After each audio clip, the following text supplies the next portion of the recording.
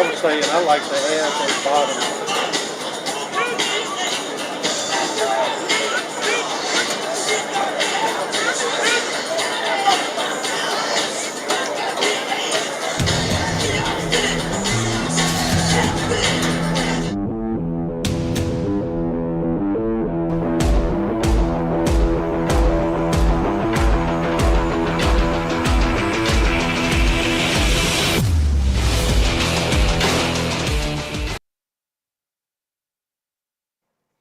Welcome to another broadcast of Football right here on the Eagle Sports Network. This is Sam Taylor alongside Brian Keith. Excited to bring you this game between the 6-3 Florence Eagles and the 2-7 South Jones Braves. Ryan, tonight is senior night. We're getting ready for senior night recognition and festivities before this game. Before we get to that, tell us a little bit about what we can expect to see tonight between Florence and South Jones. Yeah, so you're going to see a Florence team who comes in with one main agenda, and that's to win this football game so that you can secure your district. Now, for South Jones, it's a little bit of a different story for them. It hasn't been a season that they wanted to have, obviously, but they played a lot of young guys. I was able to talk with Coach a little bit about South Jones. A lot of freshmen getting playing time, so that can be exciting in a sense, but with the season they've had, not an excited group that's coming in, but we know how competition can be. Those freshmen and those guys, some of their guys are playing some of their last games. I know they got some seniors over there. Any mistake or anything can get those guys fired up. They've won a couple games, but this is a game that Florence expects to kind of insert their dominance and win district tonight. So kind of the tale of two different stories tonight for these two clubs. Obviously, you know, the records, we don't always talk about records because if you looked at our 6-3, we've had some really sloppy 6, and we've had parts of those 6, and we've had some really good losses of those 3 losses. Obviously not the Hancock one, a game we felt like we could win. But the other 2 are really staple losses for Florence, really showed what kind of football program we could be and what type of football we could play in those 3 losses. So, Sam, just the tale of 2 different stories, but could be an exciting football game tonight, and hopefully a very exciting one for the Florence Eagles. So Florence in Region 3 5A is the only team that is yet to lose a game in their district. And so if they win tonight, they do secure the #1 seed as they get ready to go into the playoffs. Now, there are other teams that are still vying for playoff position, but if Florence wins tonight, they can wrap up that #1 seed, and that will secure them a really good opportunity to go into the postseason when you're looking at a 5A division that is really wide open, especially in the South. Yeah. So you've got Florence that is one of the higher-ranked teams in 5A South, and then you've got the other district, the other region that is on the south side with some teams like West Jones, Stone, Laurel, Gaucher that are vying for position. We were talking a little bit earlier tonight. If Florence wins tonight, according to Coach Davis, it looks like there's an opportunity there where we may not only host the first round, but should we continue to win, have the opportunity to host all the way through South State. Right. Yeah, Coach was kind of relaying that information to us. That would be a recent change to our knowledge, but could be an exciting truth if that happens to be factual, that Florence would not be able to just have the opportunity to host one playoff game, but they would be able to host throughout until we get to South State. And obviously, get beyond that, it's neutral anyway. So a chance for Florence to hopefully secure this and bring everybody into our town. And that's exciting for a couple of reasons, because we mentioned off the top of the broadcast, I believe, that tonight is senior night. It is the last regular season home game, but with the opportunity to secure that #1 seed, it in all likelihood does not have to be the last home game. That's right. And potentially you could have a number of home games and a number of opportunities still to come out and watch the Eagles in the postseason. But in order for that to happen, they got to take care of business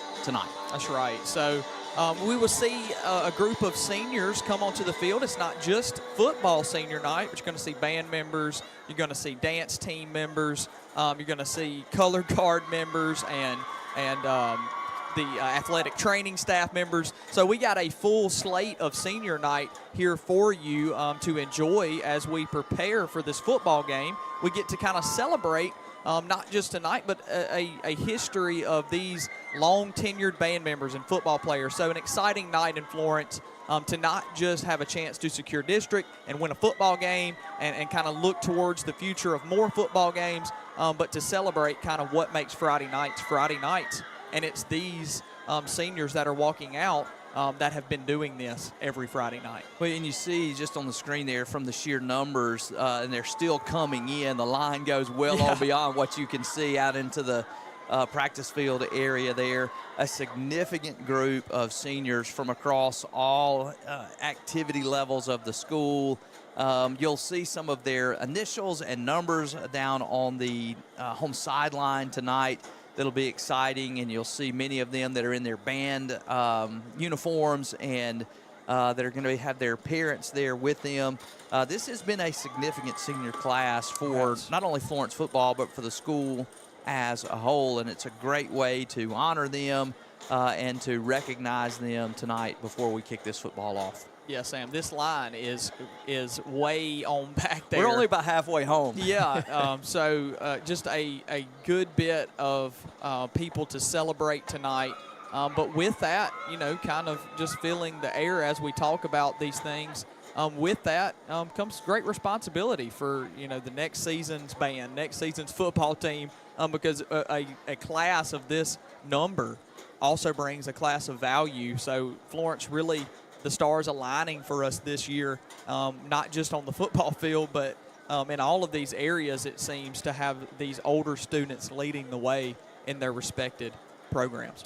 And I think what we're going to see tonight is the recognition of seniors that are not involved on the football team. And so this is what you see with that initial line. You see them there spanning all the way from the 10 to beyond the other 10-yard line. And then once their recognition is complete, then we will see the recognition of the seniors who are actually football players tonight for their senior night. And so just a great display of what makes Florence High School special, as you see so many families out here represented from across so many different activities that are important here on Friday nights and throughout the other seasons. The band had their band competition. Tomorrow. It's tomorrow, yeah, right? It'll be tomorrow. They have their state band competition tomorrow. Every Friday night we see the dance team and the cheerleaders out here doing an awesome job. And that's just really the ones that we see on Friday. You're going to see people out here represented from the tennis team, from the golf teams. You're going to see people, as we mentioned, in the band and other extracurricular activities. Florence just got a really special group of seniors this year. And so it's going to be exciting to see them recognized. And hopefully, while they're going to have their recognition tonight, this isn't the last time that we're going to get to see them on the field. That's right. As we begin activities here, we will try to get you some sound from the PA announcer, Mr. Bill Cavanaugh, so that you can enjoy all the festivities of halftime and celebrating these seniors. Varsity co-ed cheering squad, Eaglet dance team, Big Red Band, JROTC competitive teams, cross-country golf, track, and tennis team. We honor these seniors and their families tonight as we celebrate their accomplishments and dedication to FHS athletics. Our first senior is Jocelyn James. Being honored tonight by the Florence High School tennis team. She is the daughter of Julie James and Russell James. She is being escorted tonight by her mother. While with the team, she earned the district championship in 2023 and serves as a team captain. Jocelyn James. Coleman Soames is being honored tonight by the Florence High School Big Red Band and the Florence High School tennis team. He is the son of Nora Soames. He is being escorted tonight by his mother. He has served as the team captain of the tennis team for 2 years and is the current section leader for the band's front ensemble, Coleman Sohn. Landon Johnson is being honored tonight by the Florence High School golf team. He is the son of J.C. Johnson and Heather Ware. He's being escorted tonight by his parents. While with the team, Landon has been a district medalist in his sophomore, junior, and senior years. He has been selected for the state tournament all 4 years. Landon Johnson. Gage Wilson is being honored tonight by the Florence High School golf team. He is the son of Rob and Courtney Wilson. He's being escorted tonight by his parents. Gage Wilson. Madeline Bomar is being honored tonight by the Big Red Band. She is the daughter of Kristen Bomar. She's escorted tonight by her mother, as well as Brett Travelstead, Jewel Bomar, Valerie Luckett, and Stephen Luckett. While with the band, she received an award for Outstanding Color Guard. She also serves as guard captain and the rifle line captain. Madeline Bomar. Zach Hall, being honored tonight by the Big Red Band. He is the son of Tony and Caroline Hall. He is being escorted tonight by his parents. Zach currently serves as the drum major of the Big Red Band. Zach Hall. Gatlin Hall, being honored tonight by the Big Red Band. He is the son of Tony and Caroline Call. He is being escorted tonight by his parents. Gatlin currently serves as the woodwind captain of the Big Red Band. Gatlin Hall. Gracie Broomfield is being honored tonight by the Big Red Band. She is the daughter of Dana and Kenny Broomfield. She is being escorted tonight by her parents and Mason Manning. Gracie Broomfield. Hayden Hurt is being honored tonight by the Big Red Band. She is the daughter of Jonathan Hurt and Danielle Hurt. She is being escorted tonight by her parents and her sister, Raylee. Hayden Hurt. Hayden Norseworthy is being honored tonight by the Big Red Band and the Florence High School Junior ROTC. He is the son of Karen Norseworthy and Mark Norseworthy. He is escorted tonight by his parents as well as Katie Norseworthy. Hayden has been selected as a superior cadet and serves on the battalion staff as the S3. He is a current member of the Junior ROTC drill team and the PT team. Hayden Northworthy. Cadence Newsom is being honored tonight by the Big Red Band. She is the daughter of Janina and Newsom and Michael Newsom. She is being escorted tonight by Kevin Vance. While with the band, she has received the Director's Award and the You've Got a Friend in Me Award. She also serves in the trombone section and is a member of the band council. Cadence Newsom. Gabriel Ainsworth is being honored tonight by the Big Red Band. He is the son of Valerie Ainsworth and Michael Ainsworth. He is being escorted tonight by his mother, father, and his stepmother, Elizabeth Ainsworth. Gabriel Ainsworth. Roy Edwards is being honored tonight by the Florence High School Big Red Band. He is the son of Thomas and Vicki Edwards. He is being escorted by his parents and his sisters, Carly, Anna, and Natalie. While with the band, he was a recipient of the Most Improved Percussionist for 22-23 and the Most Spirited Boy Award. He is currently first chair percussion and serves as first lieutenant on the Big Red Band leadership team. Coy Edwards. Malachi Sherman Big Red Band, the son of Sabrina Sanders and Reuben Sanders. He's being escorted tonight by Mr. Bo Robinson. Malachi Sherman. Trinity Mangum.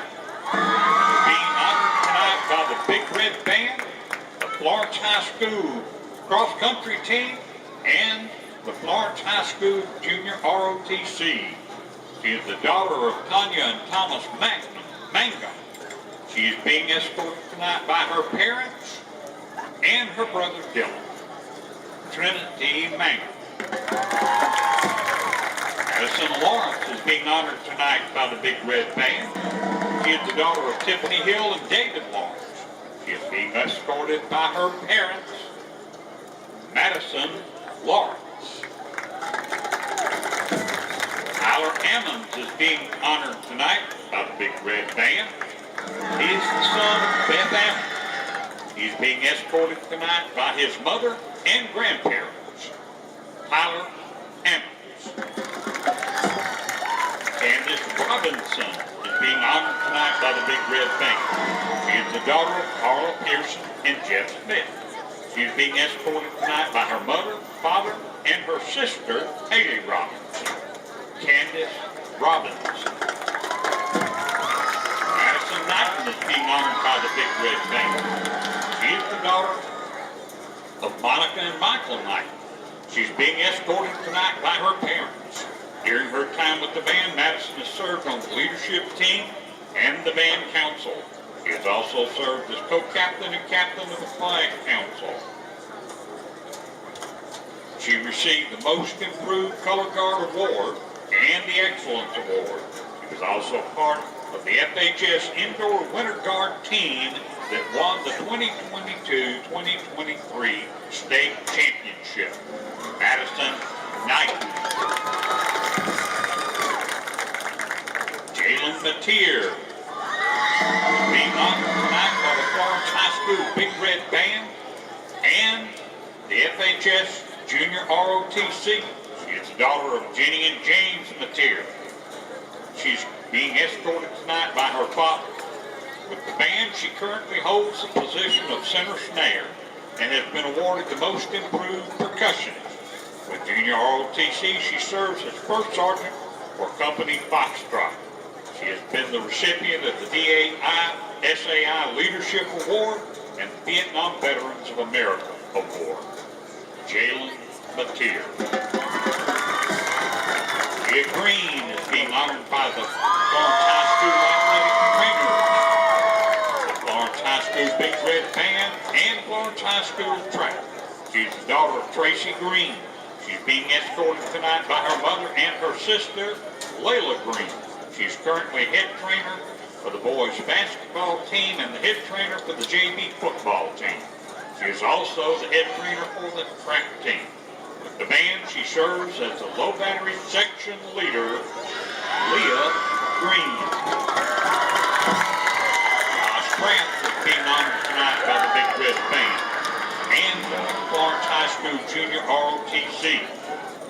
He is the son of Heather Kraft and Brad Kraft. He's being escorted tonight by his parents. With the band, he serves as first chair tuba. In the JROTC, Josh serves as cadet captain and on the battalion staff as the securities officer. Josh Kraft. Riley Thomas is being honored tonight by the Junior ROTC. She is the daughter of Shane and Jasmine Brinson. She's being escorted tonight by her parents as well as Preston Brinson. While with the JROTC, she was a recipient of the ROA Award. Riley Cox. Elena DePoyster is being honored tonight by the Junior ROTC. She is the daughter of Ashley DePoyster and Justin DePoyster. She is escorted tonight by her mother. While with Junior ROTC, she has been the recipient of the Order of the Daedalian's Achievement Award, DAI Leadership Award, Superior Cadet Award, Purple Heart National Leadership Award, STEM Camp Cadet of the Day, Florence High School Cadet of the Semester, Rankin County Cadet of the Semester. She currently serves as the Florence High School Junior ROTC Battalion Commander, Drill Team Captain. She was chosen as Best Company Commander at Camp Shelby JCLC and Best Overall Company Commander also at Camp Shelby JCLC. Elena DePoyster. Carly Deere is being honored tonight by the Junior ROTC. She is the daughter of Jimbo and Nicole Deere. She's currently serving as Cadet Captain and as the Public Affairs Officer on the JROTC staff. Carly Deere. Ashley Dykes is being honored tonight by the Junior ROTC. She is the daughter of Dina and Parker Dykes. She is being escorted tonight by her mother. With the JROTC, she serves as Cadet Command Sergeant Major on the JROTC staff.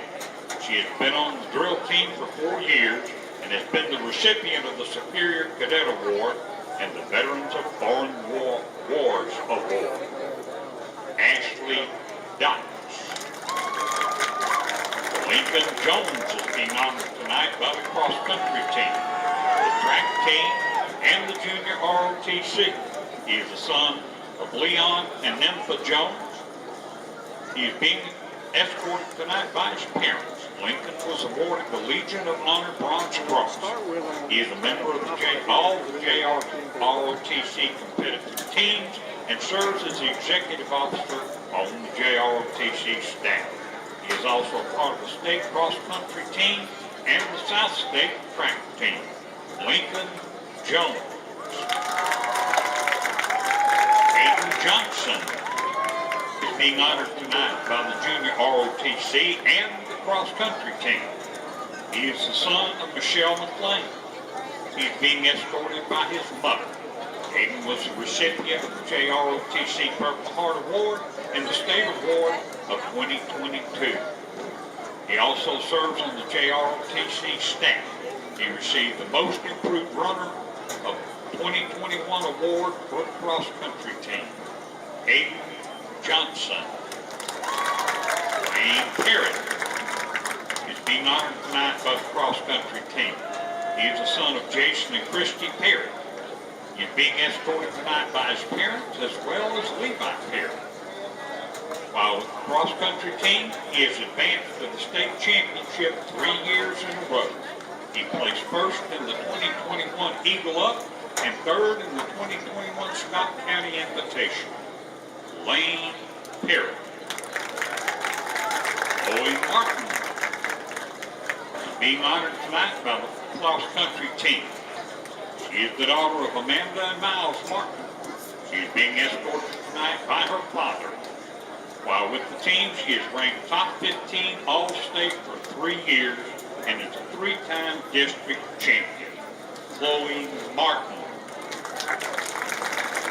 Sheila Florence is being honored tonight by the cross-country team and FHS track team.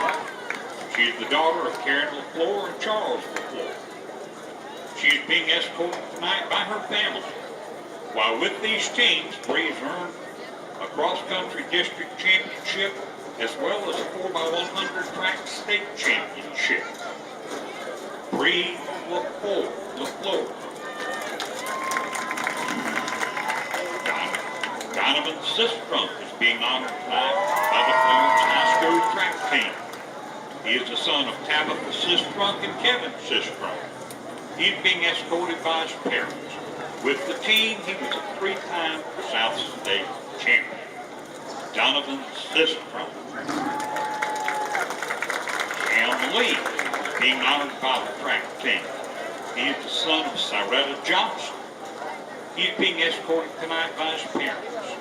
With the track team, he earned the rank of All-South State 4A in 2022 and All-Region 5A in 2023. Cam Lee. Dalton Cousins is being honored tonight by the track team. He is the son of the late Vanessa Cousins. He's being escorted tonight by his bonus mom, Devin Cousins, and Devin Lewis. With the team, Dalton has earned 2 first-place medals and 3 third-place medals. He was selected for the All-South State team. Dalton Cousins. Faye Quick is being honored tonight by the track team. She is the daughter of Sandra Quick and Herman Quick Jr. She is being escorted tonight by her parents and Landon Campbell. With the track team, Faith served as co-captain for 1 year and captain for 2 years. She has earned a state championship in the 4x100 relay team and finished 2nd place at state in the 4x200 relay. She earned 3rd place twice at state in the 200-meter dash. She is a 4-time MHSAA All-State track and field sprinter. She earned a district championship in Region 5 4A in the 100-meter dash, 200-meter dash, 4x100, and 4x200. She earned a regional championship in Region 5 5A, the 100-meter, and the South State 5A championship in the 100-meter. Faith Quick. Alana Gio is being honored tonight by the Florence High School varsity dance team. She is the daughter of Josh and Lori Gio. She is being escorted tonight by her parents as well as her brother Reese. Alana Gio. Avery Meredith is being honored tonight by the Florence varsity dance team. She is the daughter of Jed Meredith and Corinne and Jake Bradford. Tonight she's being escorted by her father, mother, and stepfather. Avery is currently serving as the 2023-2024 dance team co-captain. Avery Meredith. Breland Muse is being honored tonight by the Florence High School varsity dance team. She is the daughter of Brian and Jennifer Muse. She's being escorted tonight by her parents and her brother Brunson. She is a UDA All-American and has been team captain for 3 years. Breland Muse. Sarah Register is being honored tonight by the Florence High School varsity dance team. Sarah is the daughter of Justin and Whitney Register. She's being escorted tonight by her parents, Sarah Register. Lainey Smith being honored tonight by the varsity dance team. She is the daughter of Jason Smith and Sandy Smith. She is escorted tonight by her father, mother, stepmother Janet, and her sisters, Kylie, Ruby, and Annie Allen. Lainey Smith. Lacey Burns being honored tonight by the Florence High School varsity cheering squad. She is the daughter of Brad and Ashley Burns. She is being escorted by her parents. Lacey is a 3-time All-American and currently serves as the co-captain of the varsity co-ed cheer team. Lacey Burns. Ava Grace Weathersby being honored tonight by the Florence High School varsity cheerleading team. She is the daughter of Randy and Lori Weathersby. She's being escorted tonight by her parents, her brother Luke, and her sister Annalise. She is a 3-time All-American and was the recipient of the Flying America Needs Cheerleaders Award and the Pennant Forward Award. She currently serves as the captain of the varsity co-ed cheer team. Ava Grace Weathersby. Annalise Weathersby is being honored tonight by the Florence High School athletic trainer. She is the daughter of Randy and Lori Weathersby. She's being escorted by her parents as well as her brother Luke and her sister Ava Grace. While with the trainers, she serves as head trainer and was chosen by the football team as 2023 homecoming football mate. Annalise Weathersby. Anna Grace Bank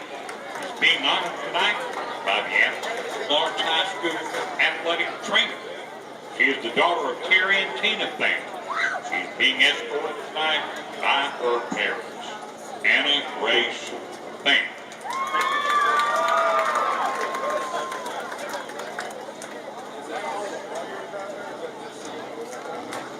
Madison Burns is being honored tonight by the Florence High School Eagle football team.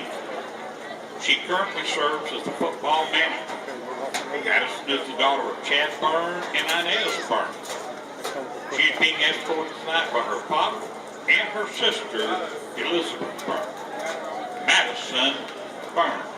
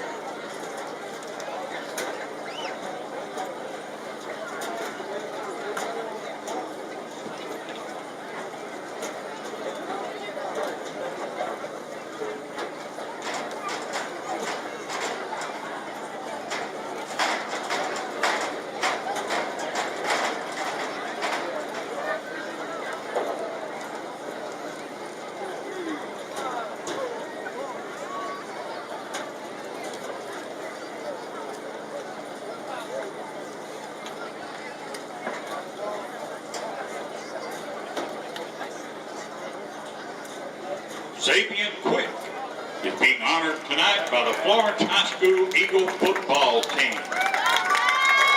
He is the son of Chiquita Quick. He's being escorted by his mother, father, both grandmothers, and his girlfriend. While with the team, he's been selected as the Split 16 Player of the Week, first team All-District, second team All-District, and was chosen to play in the Bernard Blackwell Classic All-Star football team. His friends call him Zay Quick.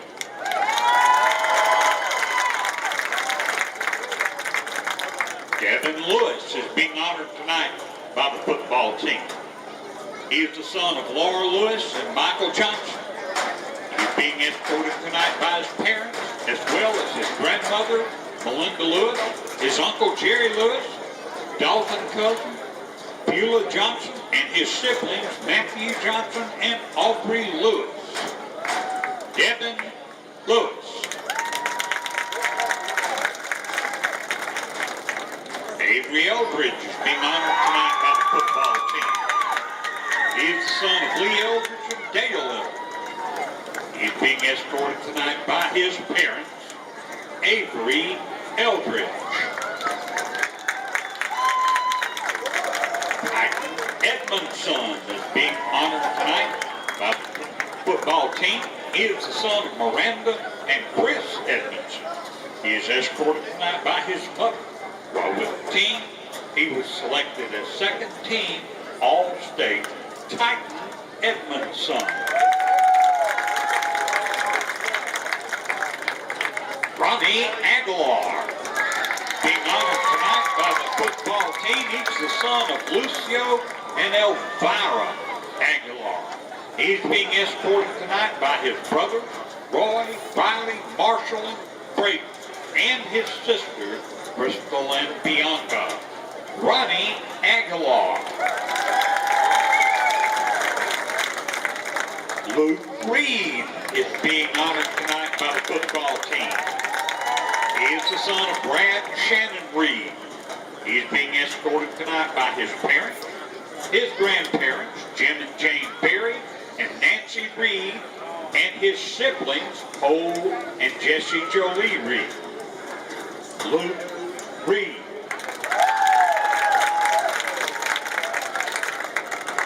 Juan Crosby, being honored tonight by the football team. He is the son of Baby Smith and Frank Smith. He is escorted tonight by his parents, both of his grandmothers, his cousin Brian, and Brooklyn Powell. Taekwon Crosby. Devin Quick is being honored tonight by the Florence High School football team. He is the son of Regina Quick and Derek Quick. He is being escorted tonight by his parents. Devin Quick. Leighton Boykin is being honored tonight by the Florence High School Eagle football team.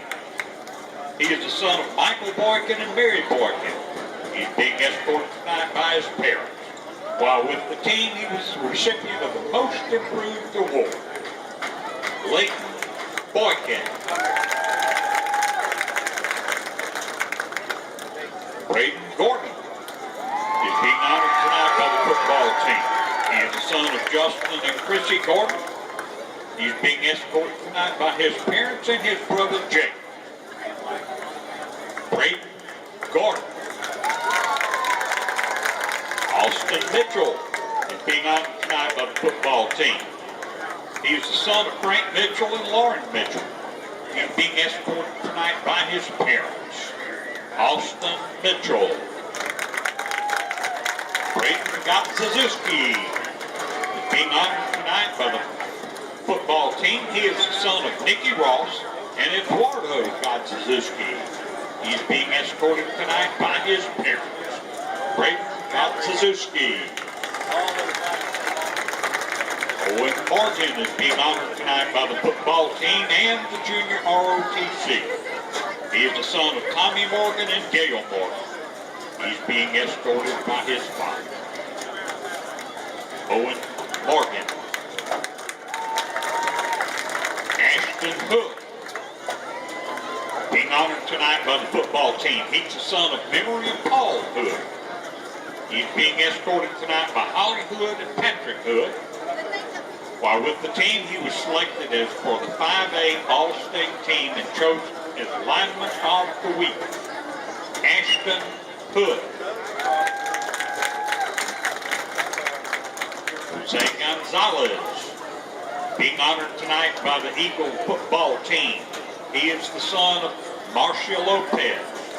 He's being escorted tonight by his mother, Jose Gonzalez.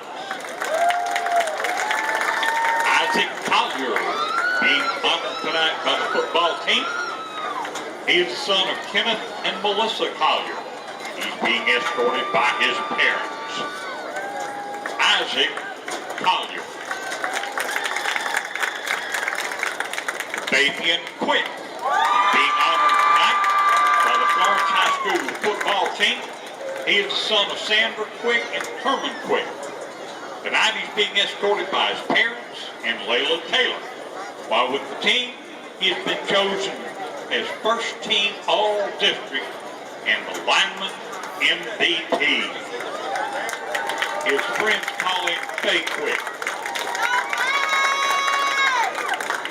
And Cleon Woods is being honored by the football team and the track team.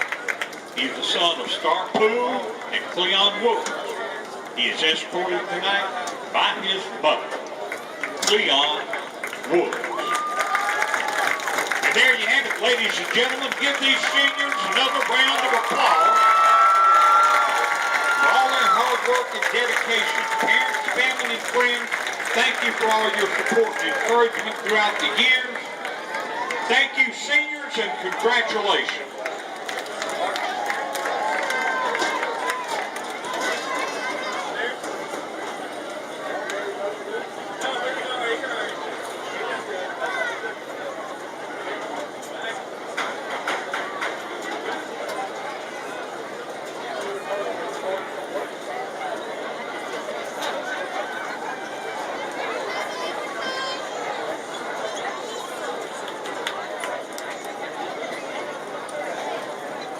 As soon as the field clears, the national colors will be presented tonight by the Florence High School Junior ROTC Senior Color Guard.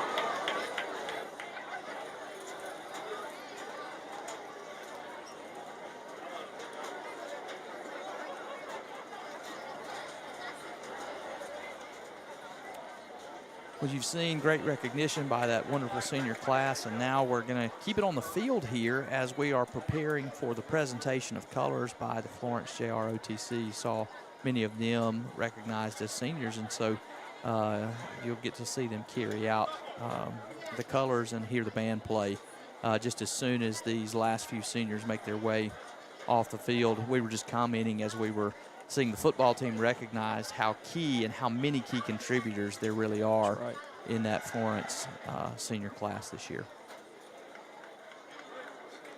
The flags will tell you we do have a little breeze. It's a beautiful night for football. It's been warm today, but with the breeze it feels really nice outside. It's a great home crowd for senior night.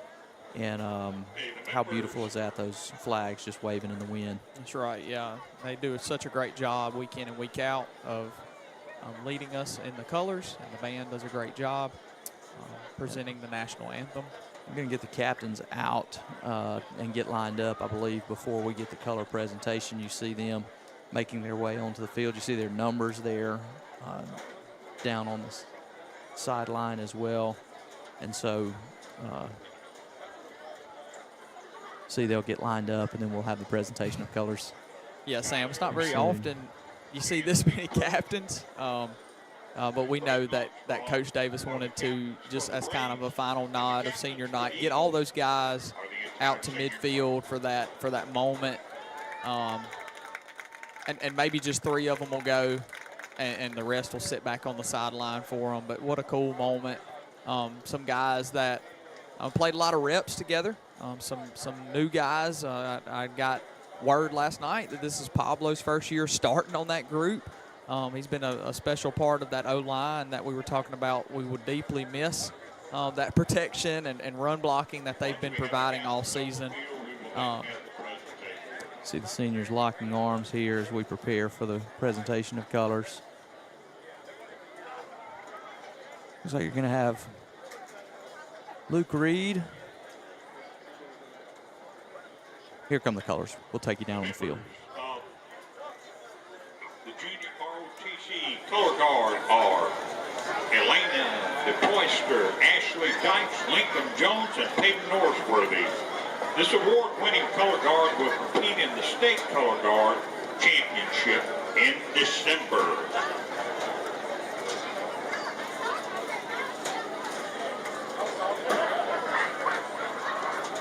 We'll ask that you please stand for the presentation of the colors.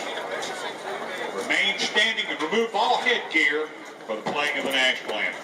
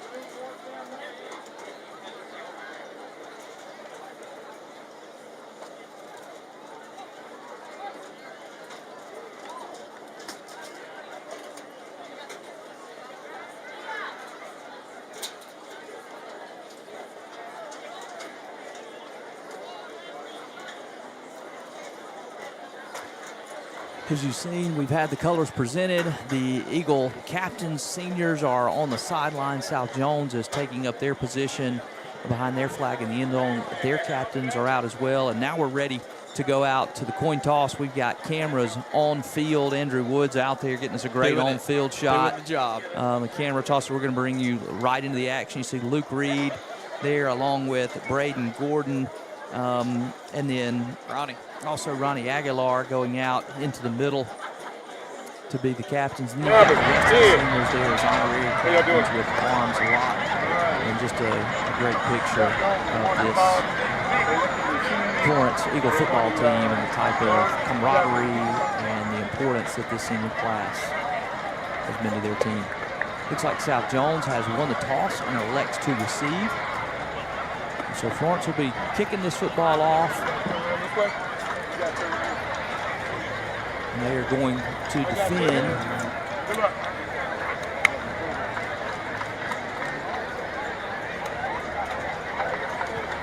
See the captains shake hands, and it's almost time for football. It's been a great senior night. You see these seniors one last time in the regular season to get ready. As they're all excited, they're all hyped. It's a great turnout tonight. The place is packed, and we hope to bring you an exciting football game, one in which we hope Florence has a lot of success early. That's right, yeah. We want to get out and get running as we kind of prepare for kickoff. I've been out a couple weeks. It's great to be back in the booth with Sam and calling this game for y'all at home. So how about a little keys to the game? I'm going to start with my first one, and I want to let everyone know a key to this game is play like you're seeded. I don't want to play down to an opponent. I don't want to just win this game, Sam. If I could be greedy for a moment, I want to win this game. I want to dominate this game. I want to get good reps. I want to see the guys get better. I want to see them get physical because every rep from here on out, it matters. And now obviously you want to be able to kind of take next week lightly. You want to be healthy. Health matters. And that's my second point. Stay healthy. I want to see the guys obviously play really hard. You see them running out on the field, the light show, the crowd getting behind their guys, but I want us to stay healthy. That's my second one. And third, let's finally, I'm going to group two big components we talked about all year, cut down on the penalties and cut down on the turnovers. I want to play clean, physical football, and maybe just, I want to see some upward scores of 30, high 30s, 40s. I want to win this game, Sam. I want to see Florence play like they've played. I want this to be back to some of their best football tonight. So I think playing clean is a really important thing, especially early. Let's just be honest. South Jones comes in here with only 2 wins on the season. Florence is expected to win. They're the more talented football team. They're the bigger, stronger, probably faster football team. Yeah. One of the ways that you can allow a team who you should beat to hang around is to make mistakes. That's right. Turnovers, penalties, those are the things that will keep this football game a game longer than it should be. If Florence comes out and plays clean, I think we're going to have a lot of fireworks and some short night for these seniors and an opportunity to call some names who we hadn't been able to call a lot this year. That's right, yeah. Nothing excites a football team like getting a turnover, so we don't want to get any wind in South Jones' sails. We want to play clean, physical football and win this game. So we're ready to kick this ball off. Be interesting to see if Florence has any excitement right off the front here. South Jones seems to be prepared for the little sneak attempt as they've got 5 men right around the 50-yard line, all grouped together, and everybody's into the center, which leaves a lot of room out to the edges. That's right. I wouldn't be surprised to see Batey coming and running close to our sideline here as they spread kind of out. They fan out to match us. Their deep men are also backing up. Heels on about the 15, but still a lot of room between the center backs and the deep backs. Here comes the kick. It is squibbed along the ground. It's caught as one hop there as the receiver runs it back across the 45-yard line, and he is tackled there at maybe the 46-yard line. And so that is where the Braves will have their starting field position. Looks like they're going to spot this ball actually all the way up near the... Yeah, I'm unsure of... They're spotting it on the 50, on the 48-yard line. Yeah. And that's a great spot for South Jones. Eagle defense takes the field here. A lot of bodies in the box. Just one deep safety. South Jones in the I formation. They give it to the running back off the right side, and he is stacked up there by Ronnie Aguilar. Senior making a play, first down from scrimmage. He steps in, fills the hole in a big way, stops him after a very, very short gain, and then drives him back. That's what you want to do if you are a senior on senior night, is step up and make great plays. If you watch this hit here on this replay, well, we didn't get it, but we'll get it to you in a minute. Yeah, it looks like they're going to give him a gain there. Maybe half a yard. Maybe half a yard up to around See him fill this gap, steps in, and just stands him up. He doesn't go any further. Offset eye this time for the Braves. They give it to the fullback. No, he's passing. He's keeping it. Play action. He's going to be sacked back at the 45-yard line. That's number 34. Wow. Kason Harris on the sack right there. Kason has had a big season this year at his left defensive end position, and that's going to move the ball all the way back to the 46-yard line of the Braves and going to bring up third and very long. Yeah, good pursuit there by the Eagles to make sure that the quarterback Flowers goes nowhere. He actually goes backwards, so good pursuit by the Eagle defense there. Quarterback this time gives it to the man coming around the left edge. Strung out, now tries to reverse his field, cuts it up, and he's going to be stacked up there just across the 50-yard line.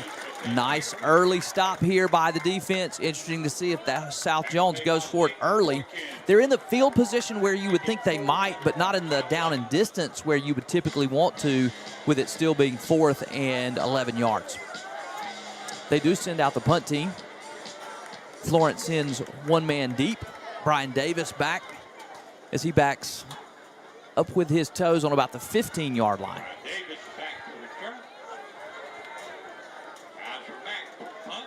Snap is back. Hold is, he punts it didn't get it off end his over foot. end. Davis comes up to receive, breaks it out to the left side, thinks about reversing his field, and probably makes a good decision just to take that ball out of bounds there and not lose any more yards, as the Eagle offense will get their first starting field position on right around the 21-yard line. Be interesting to see what the Eagles do early in this game, if they try to just pound it out or if they've got a different plan. Coach Davis told us this week they may have some different things that they start with early in this football game. We'll see what he decides to do. Come out with twins to the right in the I formation backfield. Takes the snap, gives it off the left side, and that's Quick, who carries for a nice gain on the play, has it all the way up near the 28-yard line. Yep, Florence getting back to what they do, and that's running that football, getting it back into the hands of Xavier and Quick. So great job there by the offense of kind of sticking to the game plan and gaining 6 on a play right off the bat. You can see even when you look at this screenshot, South Jones very undersized up front. That's going to be difficult for them to match up with against this Florence offense. Reed this time looking to pass under heavy pressure, and he's going to be sacked all the way back near the 15-yard line by number 31 for South Jones. He came on a pressure right up the middle, and looks like Florence just had a little miscommunication picking up that blitz, and that's going to bring up third and about 15 yards. It was a nice gain on first down. We talked about Florence trying some different things, not what you would typically see them do on second and short, and they wind up in a third and long where typically you see them just pound that ball away, and this time they try to pass. And we'll see what they've got planned for this third and about 16, I would say. It's on back there. Reed in the shotgun, 2 to his right, looking to his right. That ball is caught for a first down. Davis in the open field. It's caught at the 35. He's still on his feet. He is stacked up there and tackled. What a job. Just shy of the 50-yard line. And that's a nice throw and catch by Luke Reed and by Brian Davis. He kind of gets up the field, sits down, finds a little soft spot in that zone. And that's a nice throw under pressure by Luke Reed. Man right in his face. He steadies, puts it on the money, and then Brian Davis gets some yards after contact to bring up a first down. So knocking on enemy territory door, Reed go back under center. Wing T, give it to Quick, moving to the left, moving towards our side. He's got a big man out in front of him. He's going to be met at around the 49 and drag him to just about the 45-yard line. So Florence getting back to what they do on first down. It'll be interesting to see how they play this second short now after getting sacked on the previous one. Yeah, they give it to Quick around the left side, and that's a nice play, tackling him from behind there and pursuing that football, because if he doesn't, with the blockers he's got out in front, Quick may take that one much farther than he does. They stay in the double wing this time. The Braves, a lot of bodies in the box. Ball's on the ground. Reed picks it up and is going to be dropped in the backfield, and that's going to be another big loss on the play. It's going to bring up 3rd and maybe 9 yards, depending on where they spot this football. They do spot it right around the 50-yard line, so going to bring up another 3rd down. We talked about the importance of playing clean, and the offense so far, while they have been able to run the ball effectively, has had a couple of breakdowns that have really slowed their progress. They were able to convert on a 3rd and long last time. We'll see if they're able to do it again. Looks like some receivers, couple of receivers will run towards our side. Reed will be in the shotgun by himself in the backfield. Takes the snap, looking to his left. The ball is caught by number 13 there, as he's going to be tackled just shy of the 35-yard line. That's a nice throw and catch again. Keegan Cooper catches that football, looks it in, and a nice job by the Eagle offense, able to convert for a second time on 3rd and long via the pass play. You'll see on this replay, Reed really throws that ball nicely, puts it right on the money. They've got a little cushion out there against the receiver, and he's able to catch that ball, turn up to bring up a fresh set of downs. Yeah, good timely throw. Keegan kind of expecting the ball there, catches it with his chest, goes down, extends this drive again. This time they give it off to Quick to the right side. A lot of room as he bounces it to the outside. That's actually Davis who turns it all the way up into the end zone.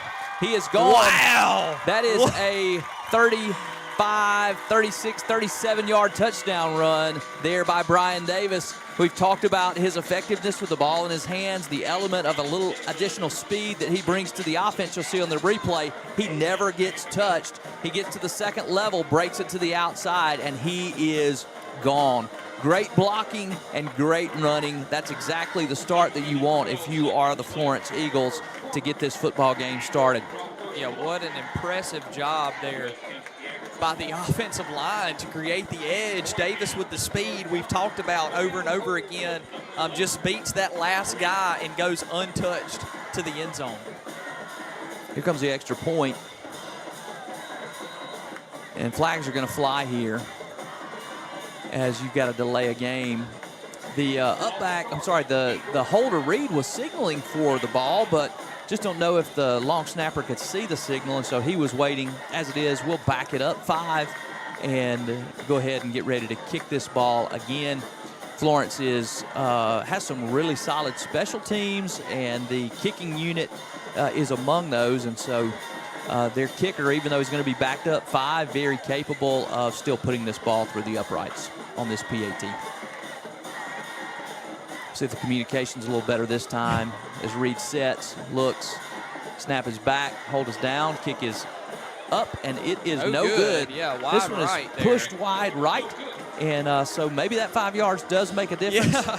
Probably not a big issue, but as it is, the Eagles go up 6-0. Let's take you to a commercial break. Stay tuned for more Eagle football right here on the Eagle Sports Network. A good roof keeps the rain off, the wind out, the air in, and a great roof is the last one you'll ever need. For over 40 years, Strength Roofing and Siding has been Mississippi's leading commercial and residential roofing company. From shingles to metal roofs, we take care of what's over your home so you can take care of what's inside. Because this is more than just a roof, it's a feat of strength. Strength Roofing and Siding. Call for a free inspection and estimate today.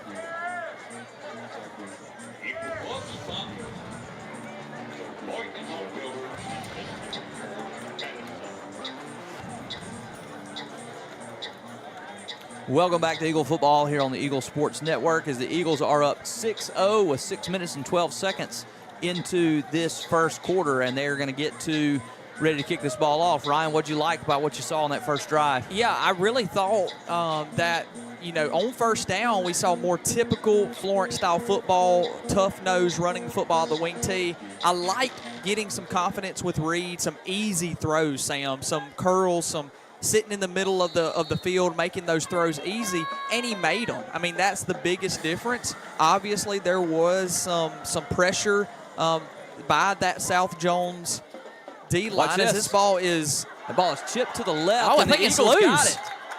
The up back does not immediately catch that football. It No kind of signal yet. lands and stops, and the Eagles go back and get it, and it looks like maybe the Braves were able to get on it. Okay, wow. What a Almost a quick turn of Yeah, events here. almost. Good job by the Eagle special teams unit going down.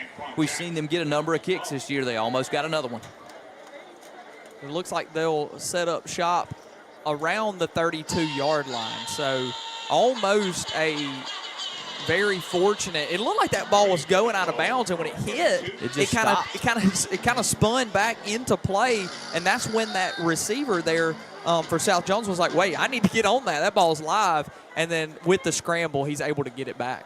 South Jones comes out now. Quarterback gives it around to the left side, and that back is going to be stacked up by a host of Eagles after a short gain on the play.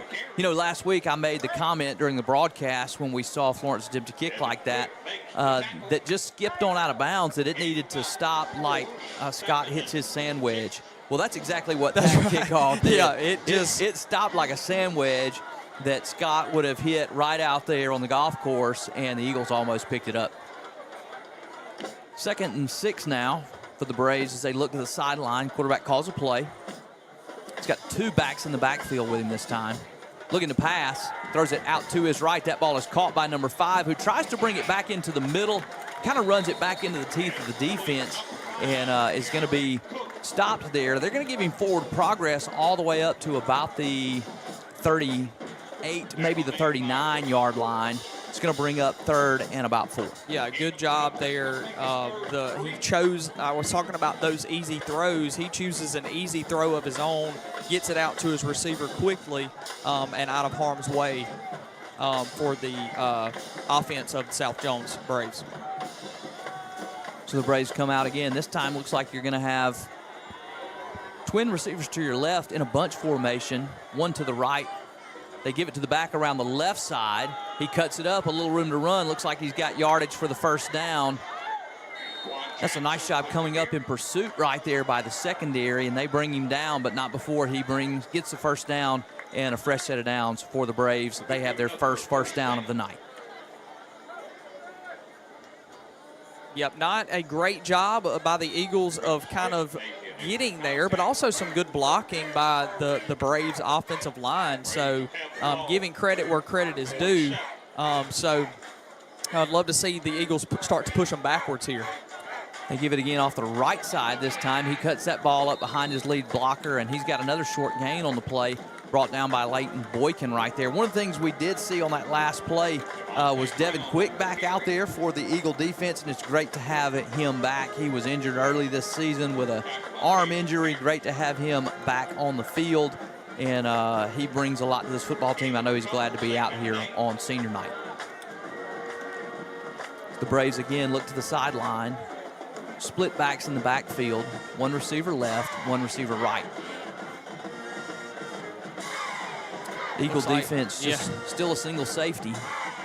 Plenty of cushion on the outside. They give it around to the right side, and there's number 9. Is that Cleon Woods, I believe, who does a nice job setting that corner, getting inside that blocker that's pulling, trying to catch him, and he cuts the running back down right there to bring up 3rd and long. That's exactly the play they just ran effectively to the other side on 3rd down. Better job this time coming up, setting the corner, and making the play by the Eagle defense. Opportunity to get a stop here on 3rd down right at midfield. Yep, big 3rd down. The Braves are already 1 for 2 early in this game, but not heavy pressure is much going to be there. sacked. That's Leighton Boykin along with number 52, Trip Smith. Get heavy pressure on the play. They're going to sack him there to bring up 4th and long, and almost the same tight field position from where they punted just a possession ago. Wow, great job. Leighton Boykin flying around. I had mentioned during the senior night festivities how missed he will be in that second level of the defense. What a great job and great pursuit by Leighton there to put an end to what looked like a positive drive for the Braves, potentially. Snap is back. This is a nice high punt as Davis is going to fair catch this football after having just seen him take one to the house on the last offensive possession. They're glad to see him fair catch that one. Yep. As we change possessions here, we'll get you to a quick commercial break. Stay tuned for more Eagle football right here on the Eagle Sports Network. Make it first 10.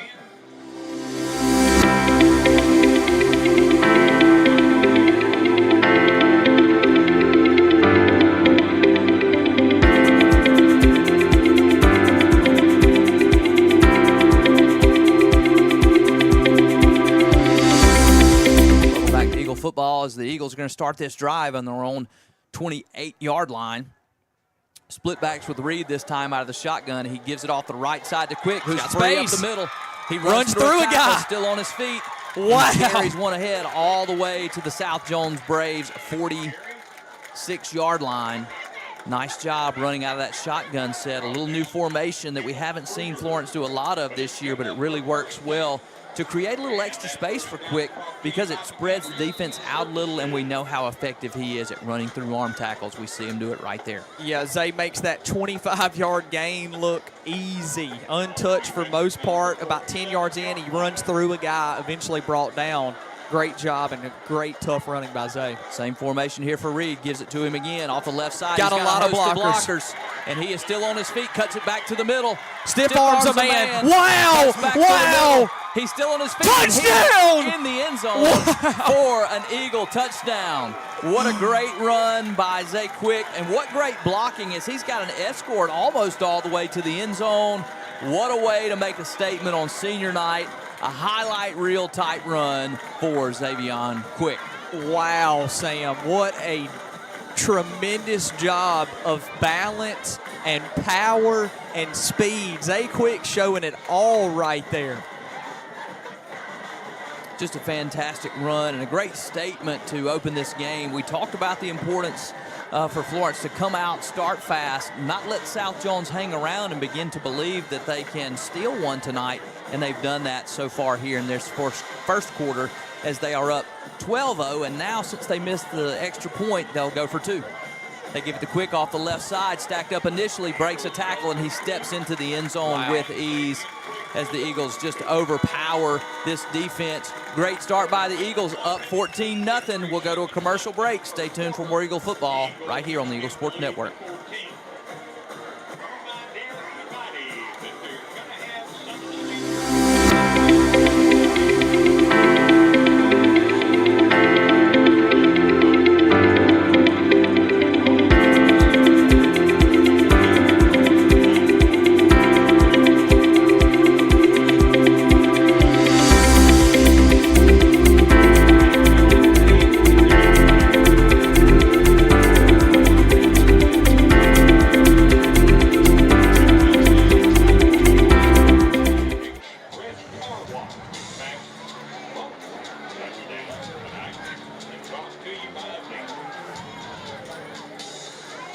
Welcome back to Eagle football here on the Eagle Sports Network as the Eagles are up 14-0 with just under 2 minutes into this first quarter.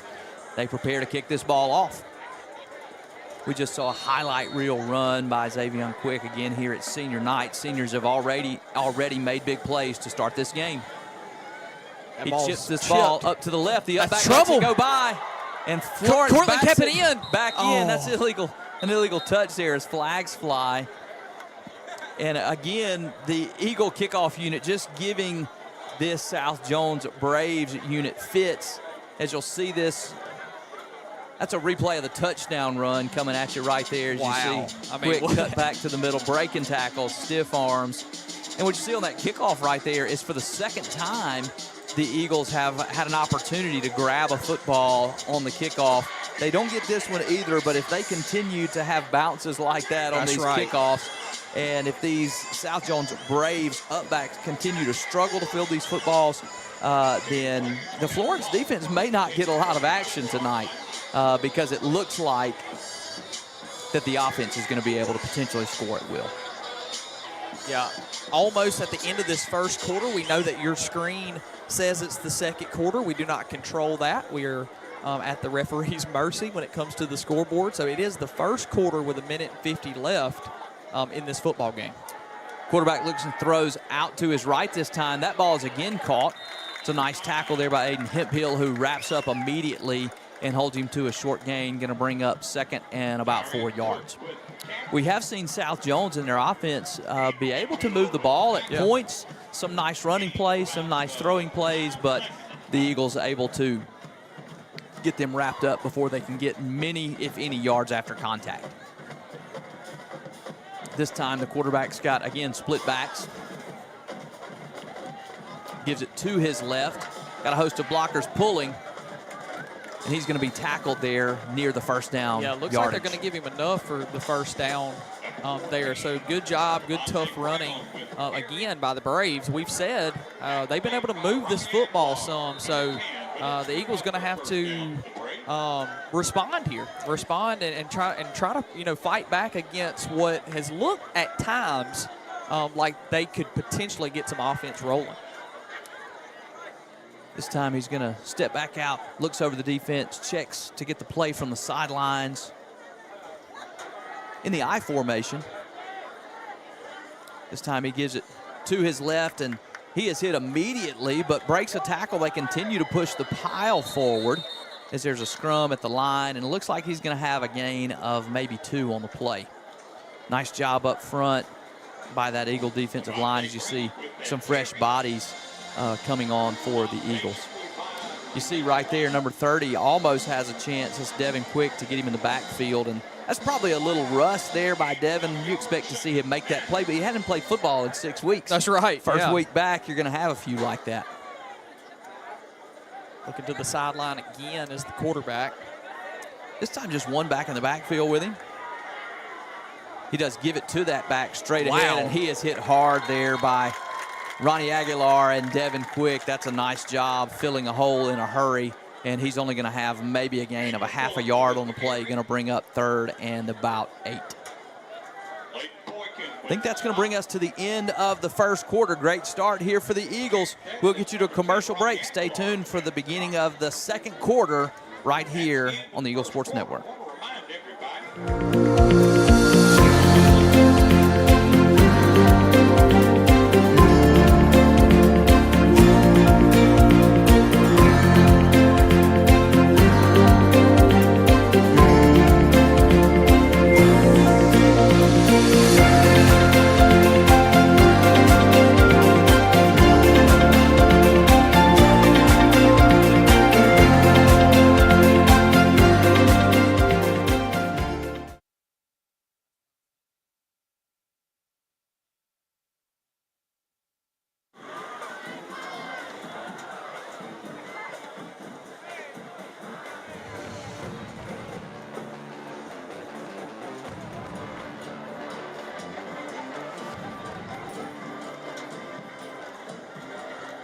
Welcome back to Eagle football. The Eagles are up 14-0 as we begin this second quarter. South Jones with the football on a 3rd and 8 yards coming up. They'll come out in the I formation, twins to the left, one to the right. They have been effective in throwing the football on occasion out of this set. They do look to pass. Again, quarterback looks to his right, throws that ball up, and I believe it's picked off, but out of bounds. Yeah, out of bounds. Brian Davis does a good job kind of ranging that football, making sure it's not going to be caught. Makes a beautiful over-the-shoulder catch. He's just out of bounds, but still effective right there, as that's going to bring on the punt team for South Jones as the Eagle defense gets another stop. The Eagles have not given up many yards tonight. They have given up some gains of 3, 4, 5, but each time after maybe an initial first down, they're able to get a stop right around midfield, and they do it again here on their 3rd possession. It is Davis again deep this time. He's going to receive this punt, have an opportunity to return it, brings it to the right side, picks up a big block. That's going to be Aiden Hemphill's flag for a blindside block, and that's a great play. He's trying to just pick him off right there, and if Davis continues coming around his edge, he's probably not in such a bad situation, but that's going to move them back as that flag flies on the around the 20-yard line, and I believe there'll be about 15 more marked off after that, and so I think what you're going to see is the Eagles starting very deep in their own field position to start this second quarter. Yeah, kind of a costly penalty there. by the offense, or by the receiving team. Boy, Brian Davis had some room. If he just keeps on coming with that, and maybe if we pick up a clean block, it looked early like he had a chance to break a big one. But instead, they're gonna have to go a long way on this drive. Yeah, they're marking that penalty off. And it was a personal foul, illegal blindside block. You can't do that anymore. And they'll get all 15 of them. Yeah, it looks like they'll put get the them ball around the 7, 8 yard line. Wow. Mentioned, looks like the Eagles will have to go a long way on offense. They've been able to do that. Xavier Quick has been a big part of that as he's broken off a long one. Brian Davis has broken off a long one. This time it's Reed in the shotgun with 4 wide, which is not something we say often when we call Florence football games. They do improve that spot a little, move it up to about the 11, 12 yard line, so they probably mark off a half the distance there. Reed keeps it. Little RPO look. He cuts it up. He's still on his feet across the 30-yard line. And he's tackled all the way up at maybe the 36, 37-yard line. Great run there by Luke Reed. Nice set, as we have seen Florence do something different tonight than they've done most of the season, and that is try to spread the defense out and allow their athletes a little extra space. And sometimes you can do that depending on the matchup. Obviously, they think that they have an advantage with the matchup, and they certainly have proven that tonight as Luke Reed shows you what he can do. I love the set there. He's got receivers to throw to. He just makes a great play, turns it up, and gets a nice gain. Yeah, maybe even had a receiver, but wow, the running room. Looking to throw again. Throws it out to his left. This time there's tight coverage, and that ball hits a South Jones receiver. A defender, and probably lucky that one wasn't picked off. Couple of Braves there. It looks like one is maybe shaken up, kind of got caught in the crossfire of a route and a deflection. And, yeah, he looks like he's going to go down here. And as he goes down and they tend to that young man, we will take just a small break and get right back to you here on the Eagle Sports Network.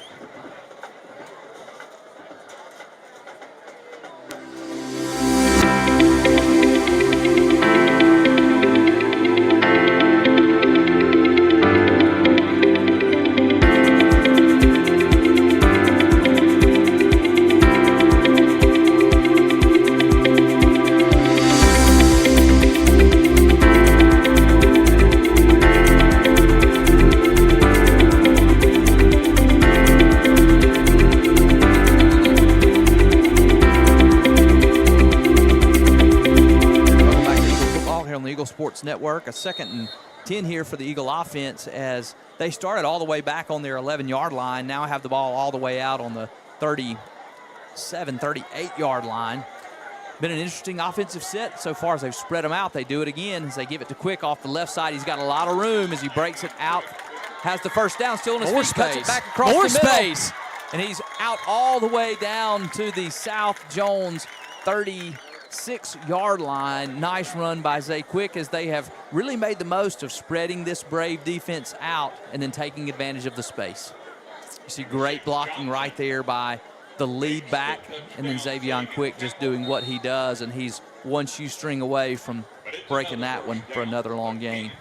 Yeah, Zay already with 5 carries in this football game, up over 100 yards, Sam. 109 yards so far for Zay. Almost getting 22 a carry with that touchdown. Of course, had the long 47-yard rushing touchdown. 4 wide again. This is that RPO set. He's got a man over the top. That's Aiden Hemphill who's got it at the 10. He holds it out, and he goes all the way into the end zone for a touchdown.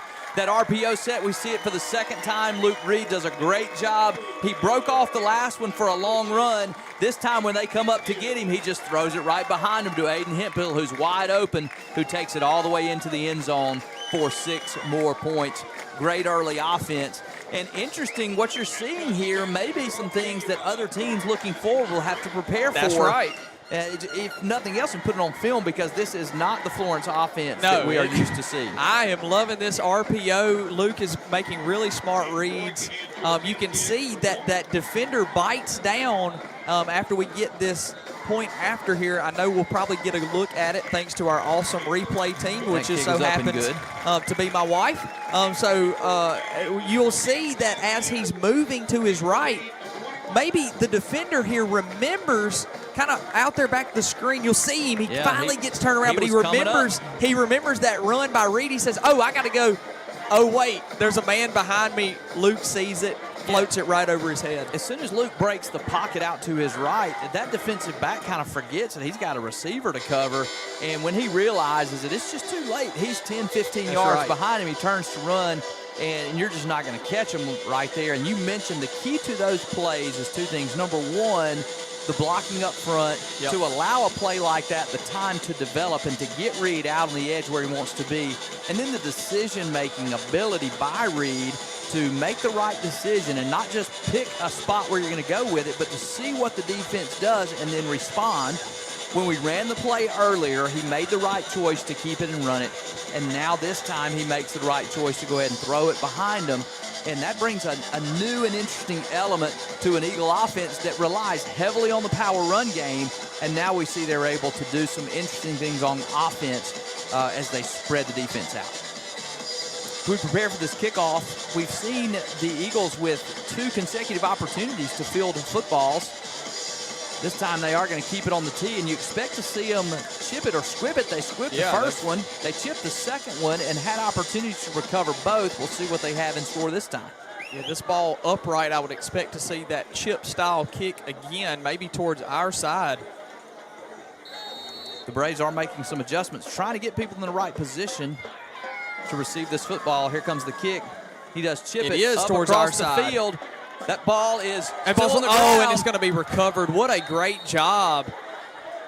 That's a heck of a play by that Braves It bounced back. right to his hands. What a great job. Heads up play there by number 34, We'll Parker. see this again. The initial receiver, 17, does not catch this ball, but 34 is Johnny on the spot as it bounces right up to him off the ground, and he just covers it. That's a great play by that Braves up back. As again, we do see them have a hard time getting their hands on this kick, and that's something else that teams have to prepare for when they play Florence. The defense comes out now. One of the things that affords you the opportunity to do things like that is a defense that you trust on a short field. That's right. And even though the Braves have had good field position, they have not been able to do anything with it. Looking to pass this time to his right. That ball is caught out about the 45-yard line, and he is going to be tackled near first down yardage up around midfield. Yep, another quick pass. I've kind of mentioned that a couple times. Quarterback doing a great job of just getting the ball out of his hands to his receivers, and they're getting up the field. So interesting there. There was a receiver right underneath the one who called it. I thought maybe there might have been some interference there, but I think the ball went over his head, and the judges kind of let it go. Second and short here for the Braves. And there's going to be a false start. Yep. And that's tough when you've had a hard time moving the football. You finally get into a 2nd and 1. May have had a shot play on, which you like to take in those situations, and now you're going to move it back and have a 2nd and 6 instead. You know, you mentioned those short passes. We have seen that the quarterback does need to get it out of his hand in a hurry because he has been under pressure. And so it will be interesting to see if we see these Eagle defensive backs starts to creep up. That's right. On those underneath routes. Play side corners are pressed up. There's no receiver to the right. He's looking to pass, looks to his right, throws it underneath. This one's a little high. Yeah. Devin Quick out there on the coverage. That's going to bring up 3rd down. Yep, had a man, again, on a quick route. Would have been met pretty quickly by Ronnie, but that ball just overthrown. Not much there for the Braves on that play with a ball that's thrown that over the top of your receiver. But they're sticking to their game plan. Interesting to see. I would expect them to throw the ball again right here, Sam. They've been able to just do that straight drop back with the quarterback. He rolls out this time looking to pass. He throws it again, shoots high, has a man open about the 35-yard line. Just can't connect with him as the Eagles are kind of dropping into his zone right there. And he just fires high and misses his receiver. Yeah, once again, that ball just floating and sailing on the quarterback. The receivers are open. I mean, every time we see these, so interesting, I think that this is allowed by the Florence defense. I think they're just trying to keep everything in front of them and just don't believe that they can take the top I think off of them. I think they just want to keep it in front. They're just sitting in a soft zone, and that's a hard throw to make when you've got an underneath guy. You got to throw it over and then drop it in. So they get ready to punt this football. That punt is short. It's going to bounce. And it is going to be covered there at about the 35-yard line. And here come the Eagle offense. Be interesting to see how long we see the starters for this Eagle offense stay out tonight. We talked about that, the importance of health, but looks like the starters are coming back out again on this drive. That's right, 9:29 in this second quarter. This is exactly where we wanted to be. We wanted to control this game, and that's exactly what Florence has to this point. Depending on what that score looks like at half, Sam, that's where we may see some guys run out onto the field and get some good reps in, give our guys a break. Motion man this time, they give it to him. He cuts it up. That's Titan Edmondson, breaks across the 45-yard line and is tackled near midfield. Nice run there by Edmondson as the offense has another first down. Yeah, a good getting a lot of guys involved is what you're going to see by the offense here. I think that's Titan's first carry of the game, and a good job of the O-line kind of making a way for him to kind of cut back inside. When you see on that, one of the great blocks on that play was made by number 1, Xavier Quick. Even though he's not getting the football right there, he made an awesome block right there to spring that play, and so great to see your key players doing that. This time he goes out in the slot, and they're looking at him. He's going to block again. That's 13 who catches that ball but is stopped after a very short loss on the play. Looks like Keegan Cooper again. Nice job securing the catch. The throws there, and he's just got a couple of guys bearing down on him immediately as he catches that ball. Going to bring up 2nd and 9. Yeah, they're going to get him a yard there, that forward progress. So a good job by the Braves of kind of wrapping up on that play. And I think Keegan had a hard time getting the ball kind of secured before he could take off running. So interesting to see what the offense does here on a 2nd and 9. Looks like they'll go in shotgun again. Back in the shotgun twins to the left. Again, we see Quick split out into the slot. No, that's Quick in the backfield, and they give it to him as he cuts it up. He's off to the races. Goodness. The 30. Oh, my. At the 20. At the 10. He's going to carry it into the end zone. Touchdown, Eagles. Xavier Quick breaks off a 52-yard touchdown run. That's a great run right there as he gets blocks, clear the way, and then shows his own speed as he takes it all the way to the house. 2 big pulling linemen there in front, and then as he breaks the 40, somebody misses a shoelace. Somebody else grabs him at the 10, and he just says, come on, y'all are coming with me to the end zone.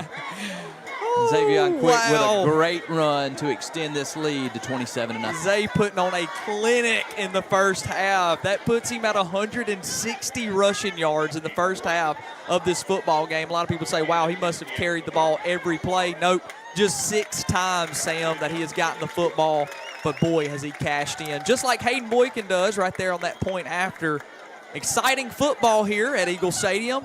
And we're going to take just a small break from Eagle Stadium. We'll get right back to you here on the Eagle Sports Network.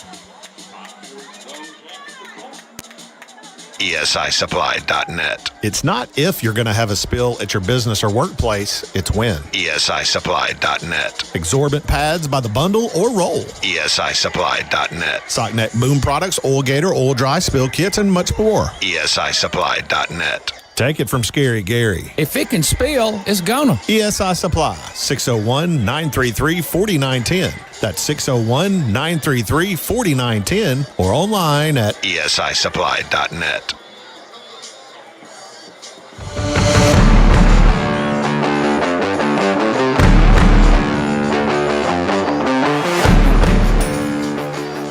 Welcome back to Eagle Football here on the Eagle Sports Network. This is the student section for the Eagles. A lot to get excited tonight as the Eagles are already up 28-0 with 8 minutes left to go in this second quarter. A great start by the Eagle offense and defense and special teams. We've seen the Braves struggle to receive each kickoff tonight. So we see Hayden Boykin prepare to kick this one. Again, it's in the center, back up on the tee. Hayden kicks it off. Looks like it'll actually be deep to return. He lets that go, but he's got to receive that ball, and he does eventually. and he's going to be wrapped up by number 27. Emerson's getting the nice play right there on special teams. I love what the special teams for the Eagles are doing here. They are simply lining up, seeing how the Braves decide to try and receive the kickoff, and then depending on what they see, then they decide how to kick it. What a luxury for a coach to have a kicker who can do so many different things with that kickoff, and it really puts teams in a hard spot. That's and right. So this time, instead of starting up near the 40 or 40-plus yard lines as the Braves have, they'll start all the way back on their 25. Quarterback with two backs in the backfield. He gives this football off to his left, and he's not going to have a whole lot of extra room as he is tackled there, just maybe a gain of 1 at the 26-yard line. Braves players are going to get to their feet here. You'll see a nice job by the defenders on the edge. I was trying to see who that was on the edge. I think that's 52 there on the edge of that defensive line. I've seen him make a couple of plays, big, strong arms, because that's all he could get to him, kind of being blocked by that tackle there. That's a big tackle for the Braves there, number 65, but he's able to kind of get around him, bring up a second and about 8. Bunch formation to the right. Quarterback drops back, looking to throw, throws to his right, overshoots again as the quarterback takes a big hit right there. Heavy pressure being applied by this Florence Eagle defense. And it may be showing as the quarterback has had a few misfires, and each time that looks like it's been high. That's a dangerous place to miss, as it gives defensive backs an opportunity to catch one of these. It's going to be 3rd down and 8. There's about 10 left on the play clock as they reset the play clock. They reset the play clock. 3rd down and 8. Twin receivers to the left. Quarterback gives it to the end man around to his right, who is going to be tackled there by number 30, Devin Quick, who makes a nice play, pursues down the line of scrimmage, gets his hands on him, and brings him down for a loss on the play. Another big stop for the Eagle defense. Good pursuit by Devin. Good to see him kind of get some runner's legs up under him. We had mentioned he missed some significant time.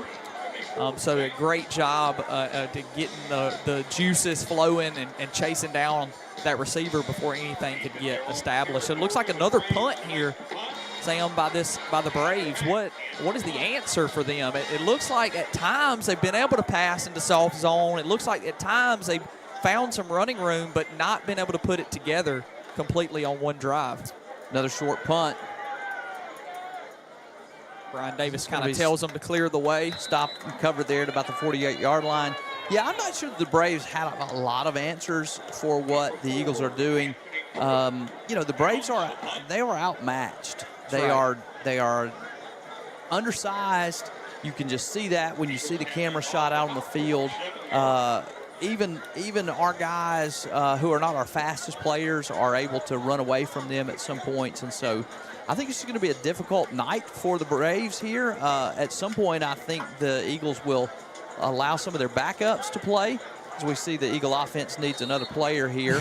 They're trying to find Zay Quick. I wonder if the coach right here running onto the field. His helmet. He thinks he's done. I think he needs to be done, and you just don't want to risk him. And so I think that may be what's going on here. They got to get somebody else in the game. Here he comes. 9 seconds and counting on that play clock here. So still plenty of time. 5 and counting. Looks like they'll get it off. In the shotgun, Reed keeps it this time off to his right. And he's got a nice gain on the play. You see big Ashton Hood leading him around the right side. Again, like we talked about, what's the answer for the Braves on defense is similar to the answer of the Braves on offense. I just don't think there's a lot they can do to slow down this Eagle attack. And no matter who has the football, because the blocking is being so well executed, the Eagles are kind of able to do what they want, whether it's running or throwing. Shotgun again. Twin wide receivers to the right. He's looking to pass. Oh, he kind of fakes it, and he's got a man. That's Davis down the field, and it's complete. He gets his body turned around. It's a touchdown. They faked the little underneath screen, and Davis runs the wheel route. The defensive back comes up on the pump fake, and they just throw it right behind him. Again, we talked about just not a lot of answers for the Braves. They busted coverage right there on the play action. It's a nice throw by Reed, who throws it up, makes sure he doesn't underthrow it, and Brian Davis has plenty of time to run that ball all the way into the end zone. And that's going to make it 34-0 as we are still here in this second quarter. What a dominant display here, Sam, in the first half. Exactly what we wanted to see from our offense tonight. Reed gets ready to spot this ball, snap his back, hold his down, kick his up, and it is good. And that's going to make it 35-0. The Eagles lead here with 5:38. Stay tuned for more Eagle football right here on the Eagle Sports Network. Come on, we're going to be late.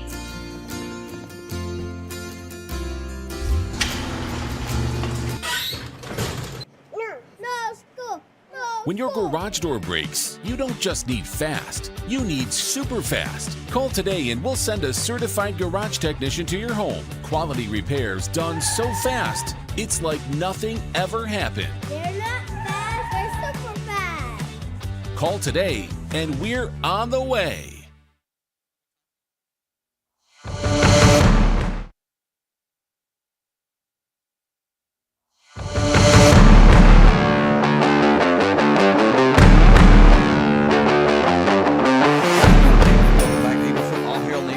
Network as the Eagles lead 35-0 with 5.5 minutes left to go in this second quarter. On senior night, we've seen seniors making big plays all night tonight.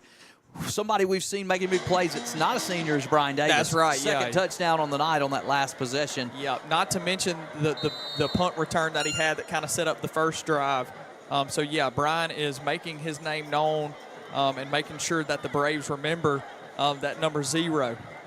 This ball is received on the 20-yard line. The Braves return it all the way across the formation and takes it all the way to the outside. He crosses the 40 and has it down all the way across the 45-yard line. Nice return there, as that's the first opportunity that the Braves have had to really catch a football cleanly, as we kind of kick that ball off deep, and maybe we see why Florence does so many different styles of kickoffs with the chips and the squibs and other things.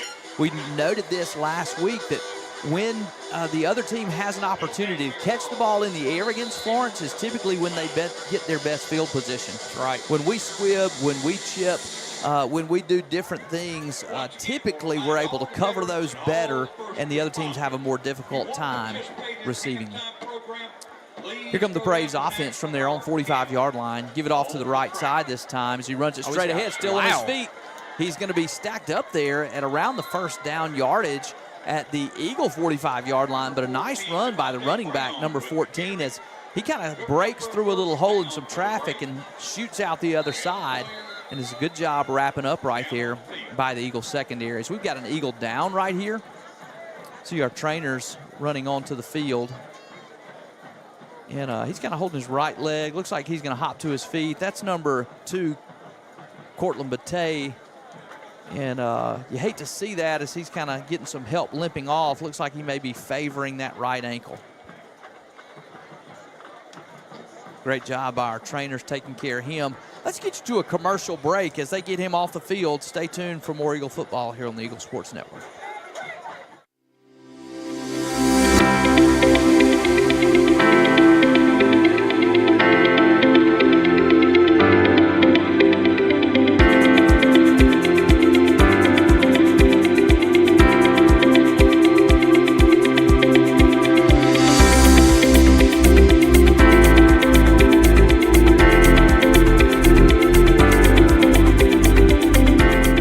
Back to Eagle football here on the Eagle Sports Network as the Braves have a first down right at the Eagle 45-yard line. Quarterback takes a snap, gives it to the running back off to the right side. He's going to be tackled after a short gain on the play. So we see the trainers working on Cortland. They are looking at his right ankle, and looks like he may get some tape on that. We'll see if he's able to get back in this football game. Again, it's one of those that you may not want him back in. You may give him a little extra time to heal. Go ahead and give him the break. 35-0 with 4.5 counting down. So looking at 2 quarters of football away from being district champs and looking forward to the playoffs. So we certainly want Cortland to get better as quickly as possible. Toss to the left this side. And that's big. Running back's got a nice gain on the play. Look at up Faye near the Quick first down. getting out of his spot at defensive tackle, getting out on the edge and wrapping him up. And good thing that he did get his hands on him, gets him spun around. But a good carry there again by the offense for the Braves. When you see the replacement for Cortland Bate comes in and tries to come up and set that edge and just not able to do it right there, as that's Cam Page coming up. And you see you kind of miss that first line player as that's a play you expect to see Cortland make. Toss again to the right this time.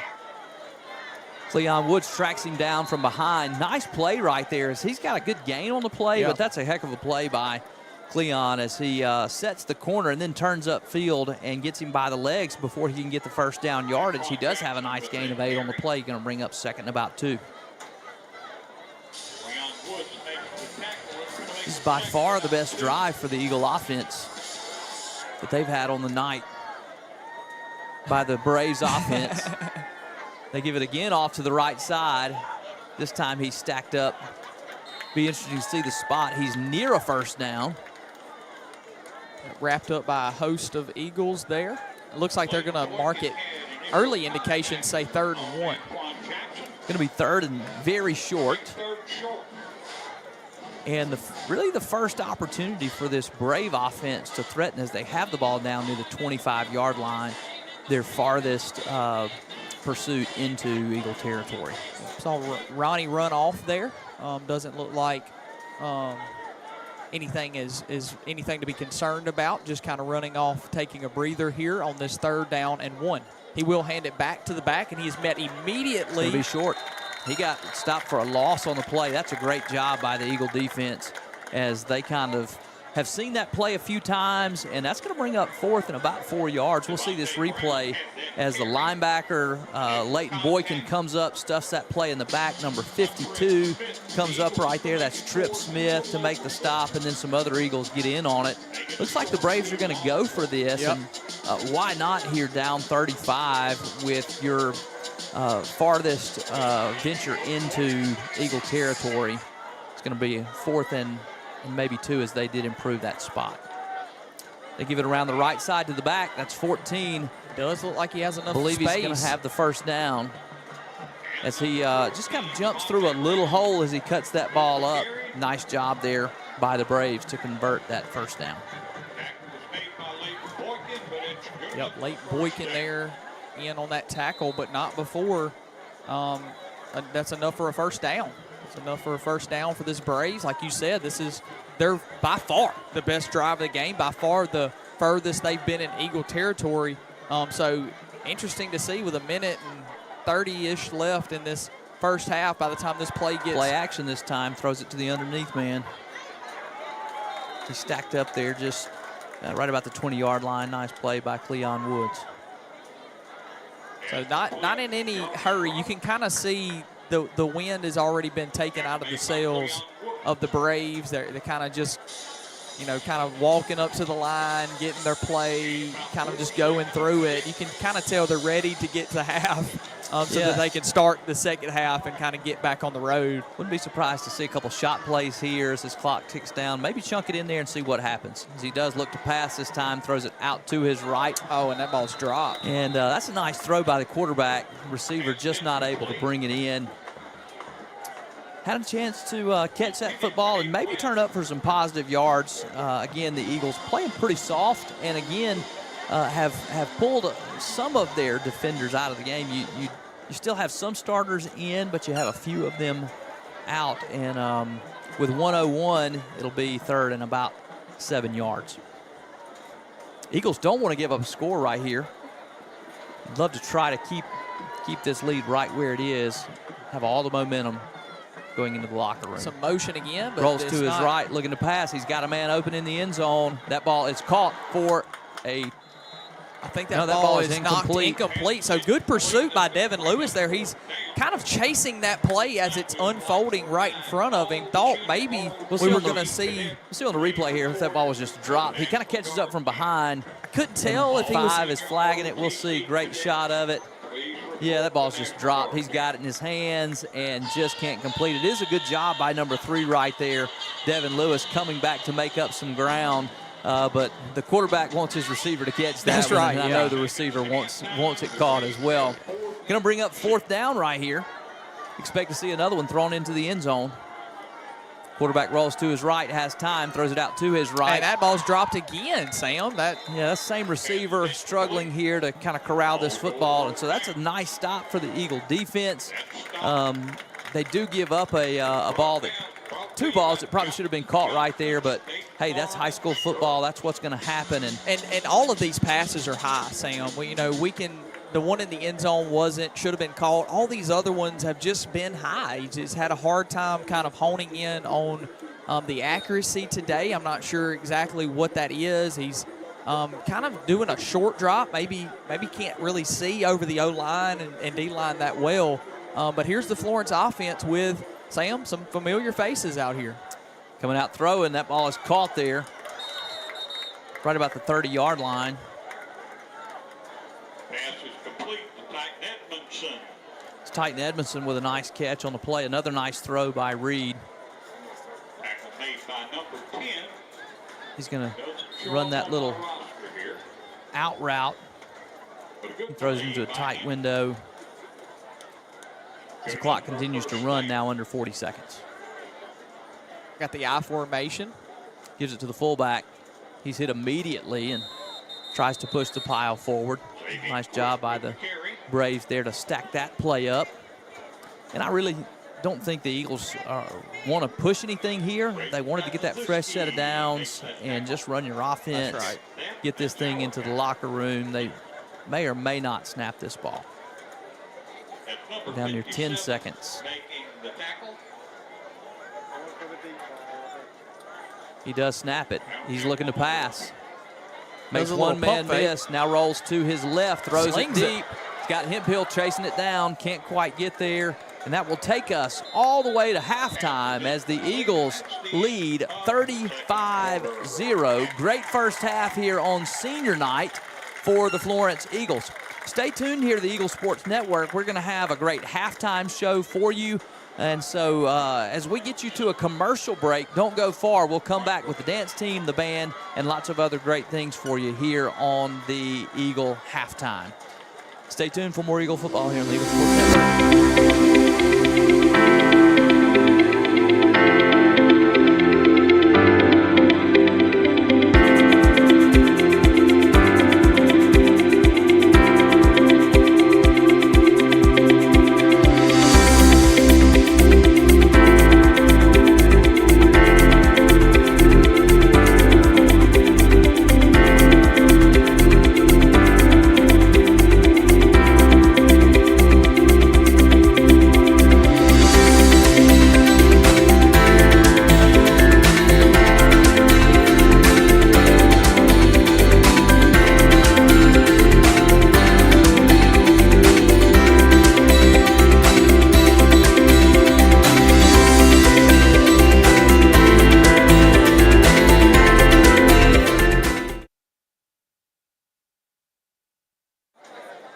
If you look down on the field here, you will see some more recognition. Looks like members of the dance team are out there. Also looks like there are some members.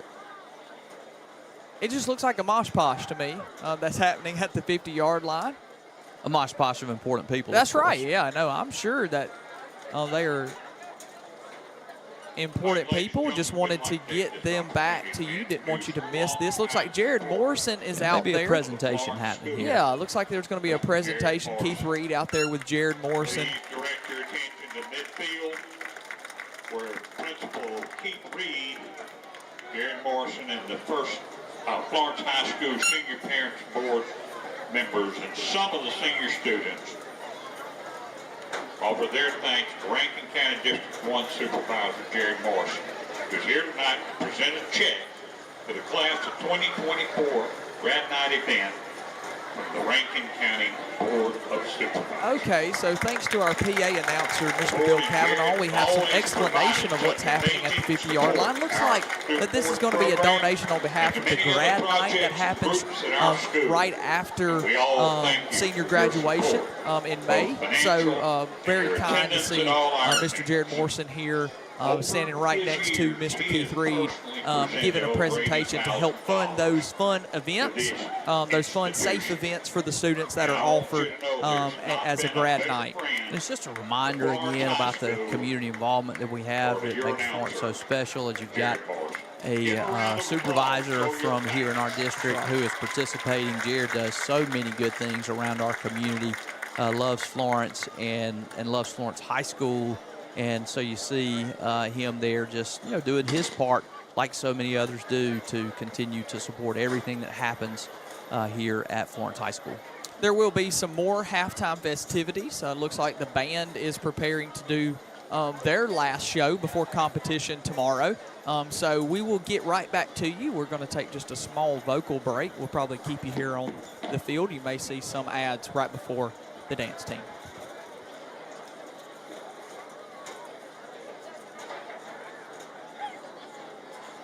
Ladies and gentlemen, the Eaglet Dance Team.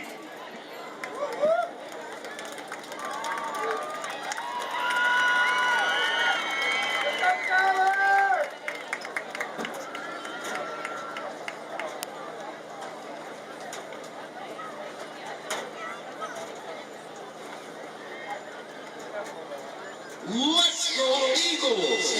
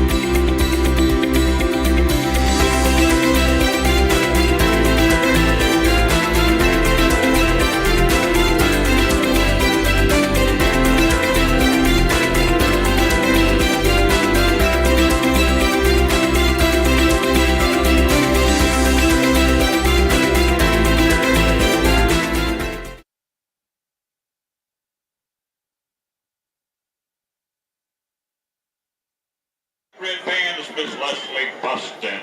The leadership team, the Big Red Band, includes Band Captain Taylor Bean, First Lieutenant Coy Edwards, Second Lieutenant Connor Fauché, Brass Captain Taylor Bean, Woodwind Captain Gatlin Call, Drum Captain Abby West, Color Guard Captain Madeline Bomar and Madison Knighton. The drum majors are Zach Call and Belle Clark. This week's show is called The Machine. Drum majors, is your band ready?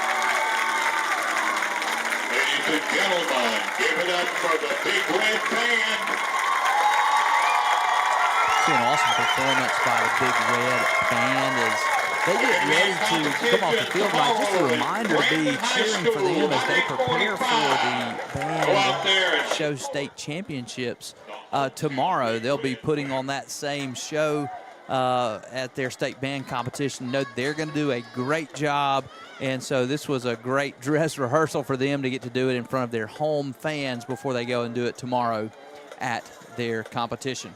Awesome job by the Eagle Band. Awesome job by the Eagle Dance team. We're going to get you to a commercial break in just a few minutes. We will bring you back for the second half kickoff of the Eagles and the Braves. Eagles up 35-0.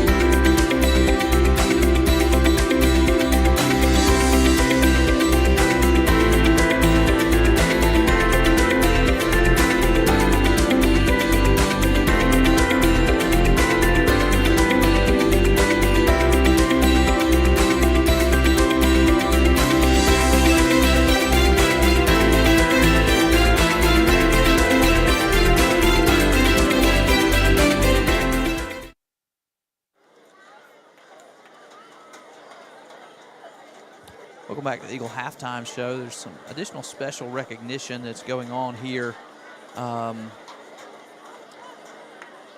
It's like Florence Middle School group, maybe a singing group. I think we're going to have a Florence Middle School choir get to sing. Is this middle school? Ladies and gentlemen, tonight's halftime show is a very special tribute. Florence High School choir is going to get to sing for us, so this should be excellent. Check this out. With unwavering dedication, please applaud as we honor our veterans and first responders.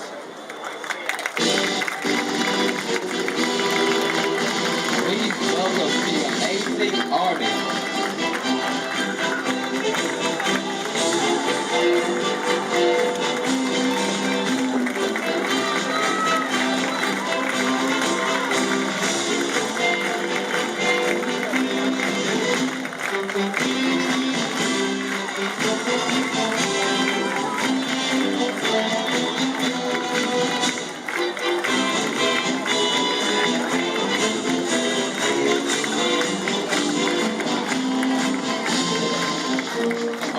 Applause for the noble Navy.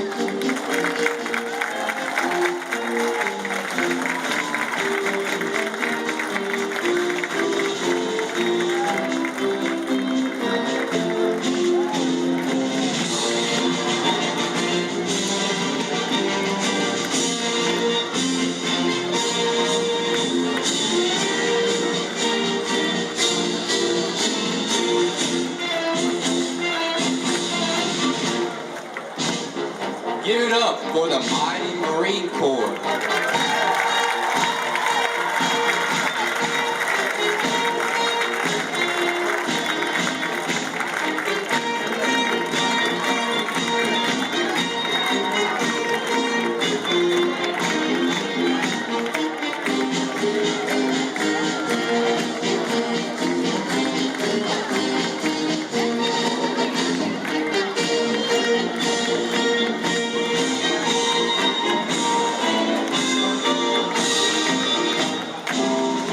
Congratulations to our chivalrous Coast Guard.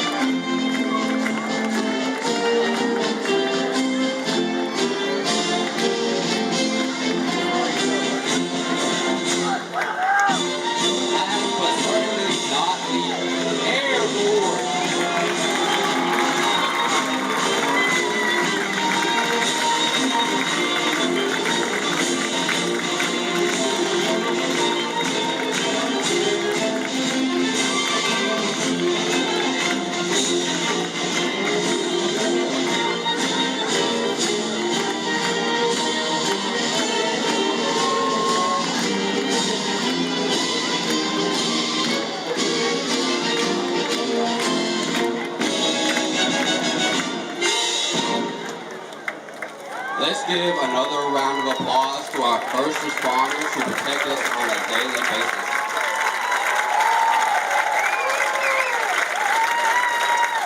Seeing awesome recognition of our first responders there. Now coming onto the field, we've also seen a great recognition of our veterans that you just saw on the field. And so lots of entertainment happening here at halftime for lots of these special groups. Stay tuned for more of our halftime show. Enjoy this as we've got more still to come. Gave the ultimate sacrifice.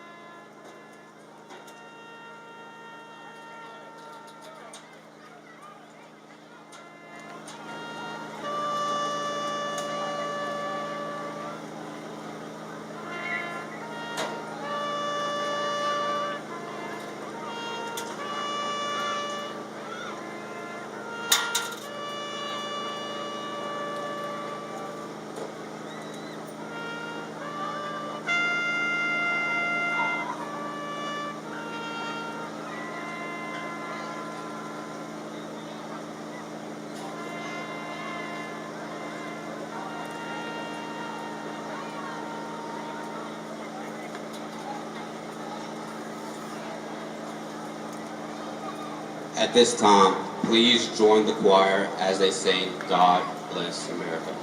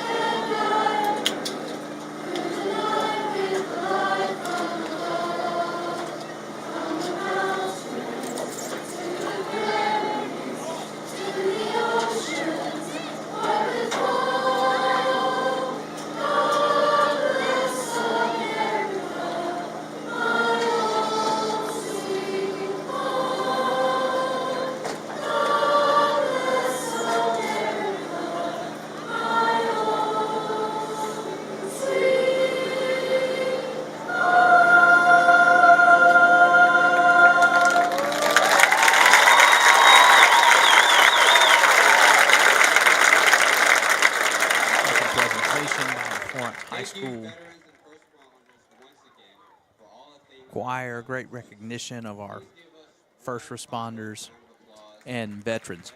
As you see the Eagles getting warmed up, preparing to come back out and take the field here. It is 35-0.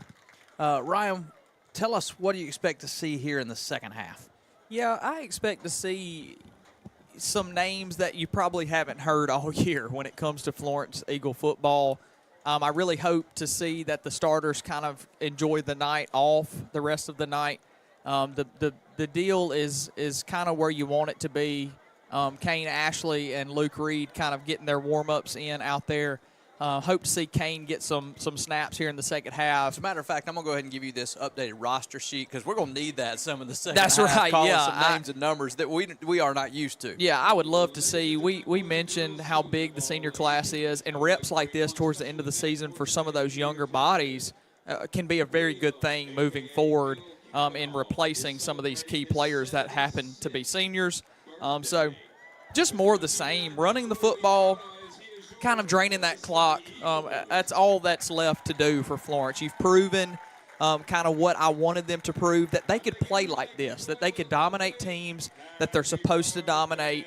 And just, looking at these stats here at the half, 12 first downs to 1. As you're getting a shot up there at our PA announcer, Mr. Bill Kavanaugh, and the head soccer coach for the boys, his son, Josh Kavanaugh. I think we were getting a birthday celebration there. Is it Bill's birthday? Really? I don't know. I think we just sang him happy birthday. There he is. Happy birthday, Bill Kavanaugh. Did we get a number on that? What a special guy Bill Kavanaugh is. However, 34 maybe? However old Bill Kavanaugh is, you can be sure that he is doing wonderful. And if you ask him, he'd tell you if I were doing any better, I wouldn't be able to stand myself. We love Bill. We love Bill. Bill keeps us laughing. What a fantastic guy he is. And I would love to know the number he's told me of how long he has been doing, been the voice, in-stadium voice for the Eagles. Got to be around 15, 20 years. What a fantastic job. And happy birthday. Happy 34th birthday to you, Bill. to Bill Cavanaugh. So fantastic to be able to celebrate here Friday. But, yeah, some of these stats. 12 first downs to 5. Florence leads that category. 13 rushes for the Florence offense for 230 yards. The offense as a whole had 21 plays in the first half for 373 yards, 17.8 a play, Sam. And don't look now, but you're going to get the football to start the second half. Right. And ran 10 less plays by my count. But that's quick strike. Yeah. You know, we've seen a couple of those passes. Had touchdown runs of 35, 47. A pass play that went for, 50 plus? Yep, and another run by Zay that went for 51. So that quick strike, and 1 for 8 on third down are the Braves. It's been tough sledding. I expect to see they may move the ball a little bit more here in this second half as we may see some defensive subs. But I would see this score remain about the same. This game is anything but just running the time at this point. So good job by Florence putting their staple on this game. As you can already see, some different bodies out there. But Brian Davis is deep. Little pooch kick here. It's off.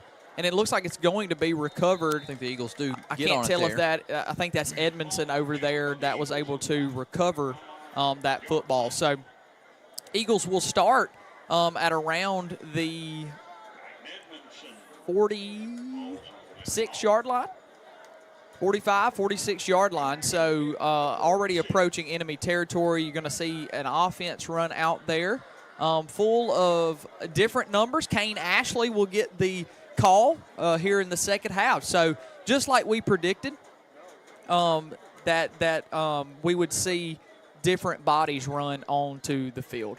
Kane Ashley, Jaboris Buckley, I believe, is in at running back, number 15, and a whole different offensive line. It's so great to see these guys get an opportunity. This time they do give it to Buckley right up the middle. He's hit immediately at the line of scrimmage and tries to push forward for a short gain on the play. Yeah, he is met right at the line of scrimmage. Looks like they'll give him a gain of about 2 yards there. So not much working there for the offensive line of the Eagles. I'm going to try to give you some new names. You see Keegan Taylor in there, looks like at tight end. You've also got number 78, Cody Young, in there on the offensive line.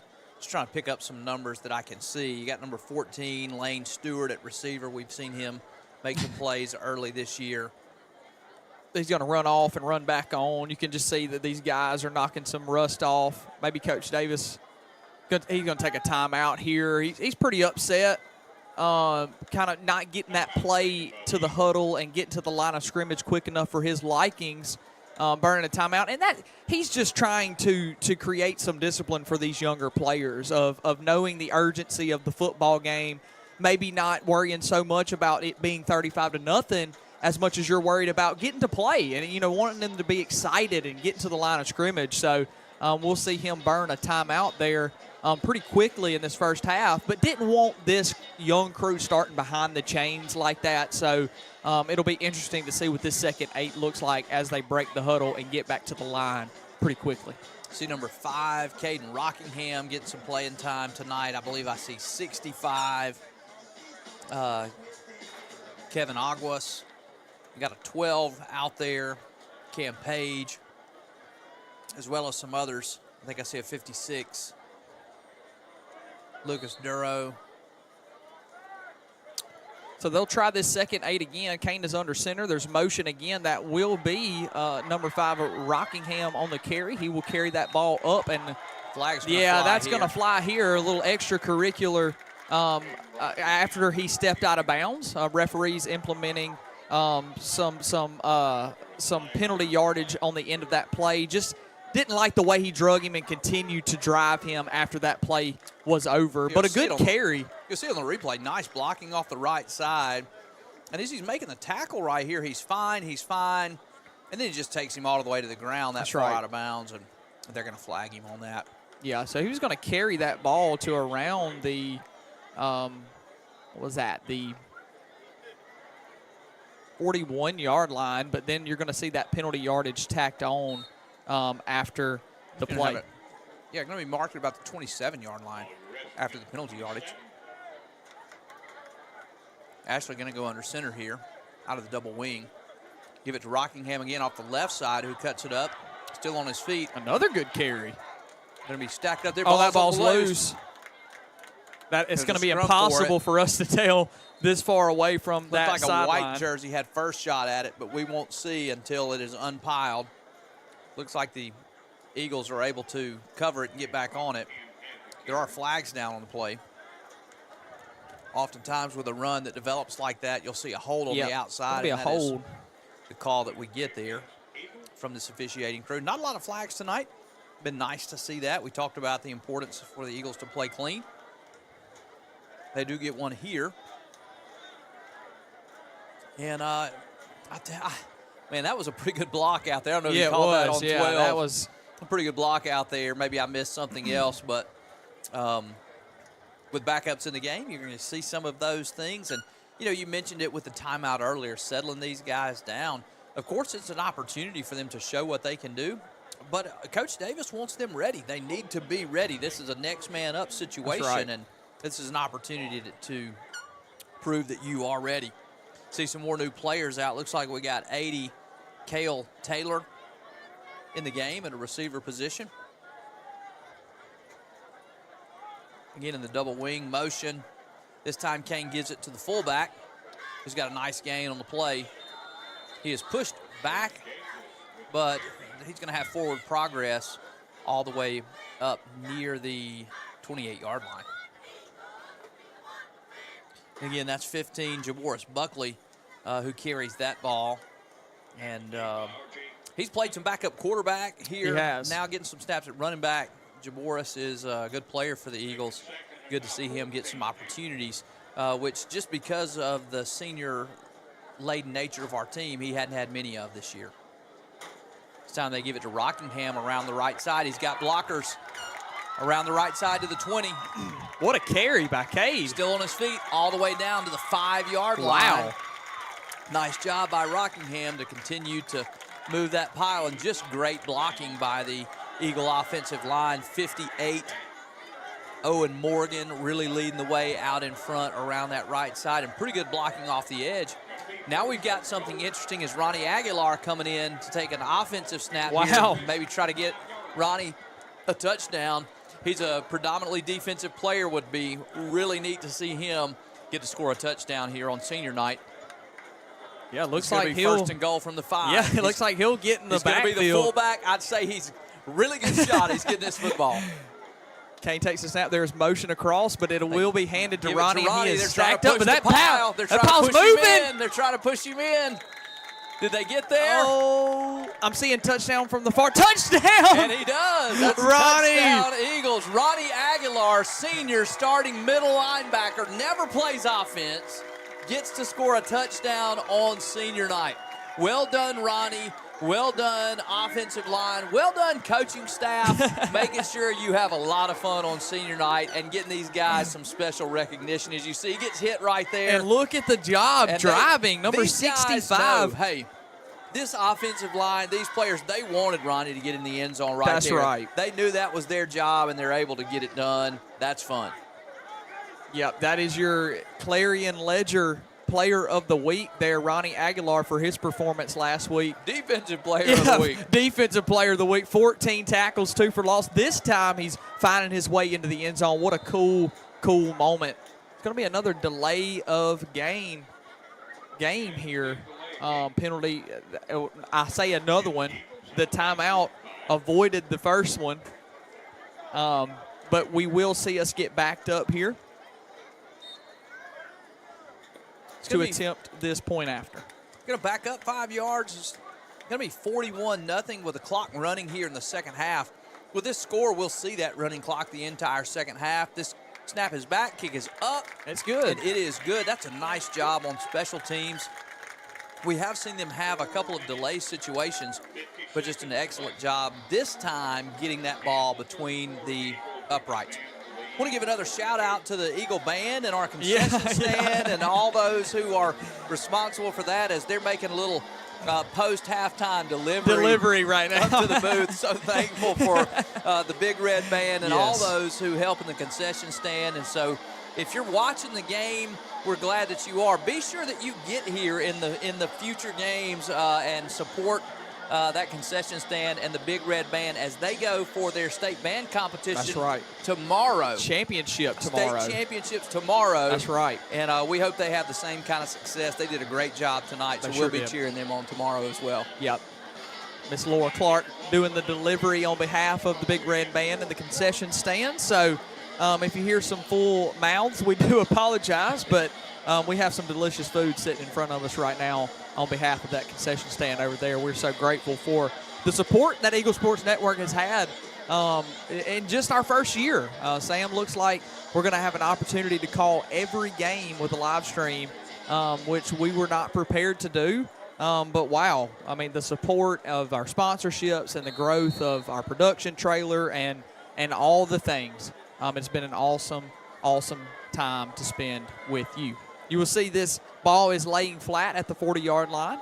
Boykin will come up. Looks like he will pooch that right at the upback, and it's got a chance to be recovered. Get it. Eagle Did football. Did 30 get it? Is that Devin Wood who's got it? I can't. 36, 30, I think that's a senior. 36. Am I right? That's Braden Gordon. That's right. Braden Gordon. Another senior getting involved. Another play on senior night. Just an excellent job right there as the upback tries to receive that ball. They lay it on the ground and squib it. That's a really hard kick to receive. Bounces off of the receiving team, and Braden does a great job getting up and covering that football. They've had a couple of chances to do that tonight. They do it this time, and that's going to put the offense right back on the field. Because now we see 82, Keegan Taylor getting some playing time. Rockingham is still in. 14, Lane Stewart also in. Jaboris Buckley in the backfield, and Kane Ashley at quarterback. He's going to say Rockingham will get the carry again. And look at this, Sam. Look at this. Driving. They're not saying we're not going to chill and do that for Ronnie. We're out here just doing it for anybody who gets the ball. What a fun second half it has already been with so many different names getting involved. I'm going to try to get you some more of those. You see 55, Nathan Tucker on the field. 59, Lane Weathersby on the field.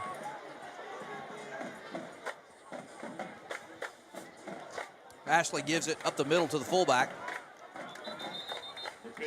He's going to have first down yardage. Nice play by the offense. You see the cheerleaders right there.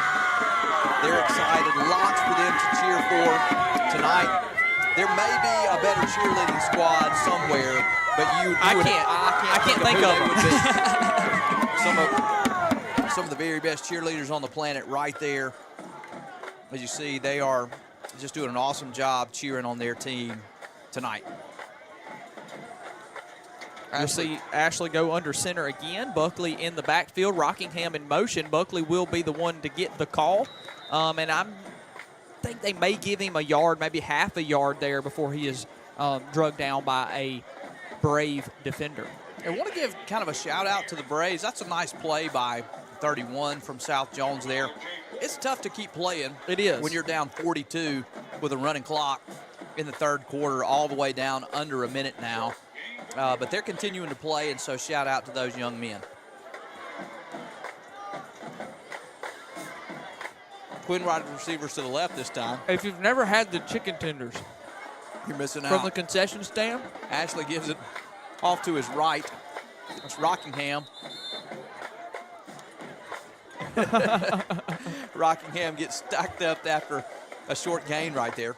I was taught to not speak with my mouth full, but I have a job to do, and I have food right in front of me. So looks like we're going to get a timeout on the field, and that's a perfect timeout. As we do, we're going to eat. You stay tuned.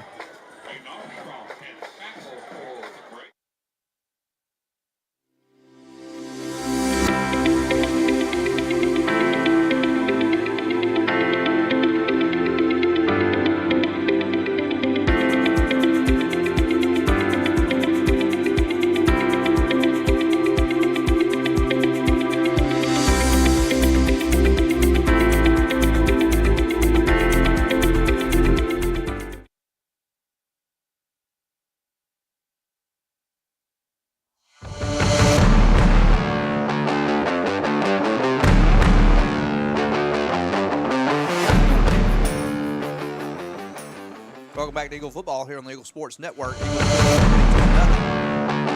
That brought us to the third quarter right there. And again, it is a running clock in the second half, and so this is going to go by very, very quickly. It looks like we've got another stoppage on the field right here. We're not quite ready to play just yet. It's going to be a third down on the field with the Eagles deep in Braves territory. Ball going to be spotted just outside the Braves' 30-yard line. Eagles with a host of players getting an opportunity tonight that don't get a lot. We were just talking about some of the stats. Caden Rockingham already with a nice night here in the second half, upwards of 30 yards on just a handful of carries. Yeah, I got him at 3 carries for 33 yards, but the fashion of those runs, finding the open cuts, making the right decision, he's been really impressive out of the backfield tonight. So I formation, that is Rockingham. Looks like Kane Ashley going to get a chance to pass. Not much there. He's going to be bottled up and sacked by number 12. Receiver slips down there, just nowhere for him to go with the football. He looks for an opportunity, a place to load it off, and there's just nowhere to go with it. And you hate to take a sack right there, but it's really the smart play. It is. Don't do something unwise with the football. Live to play another down, and looks like the punt team's going to come on here for the Eagles.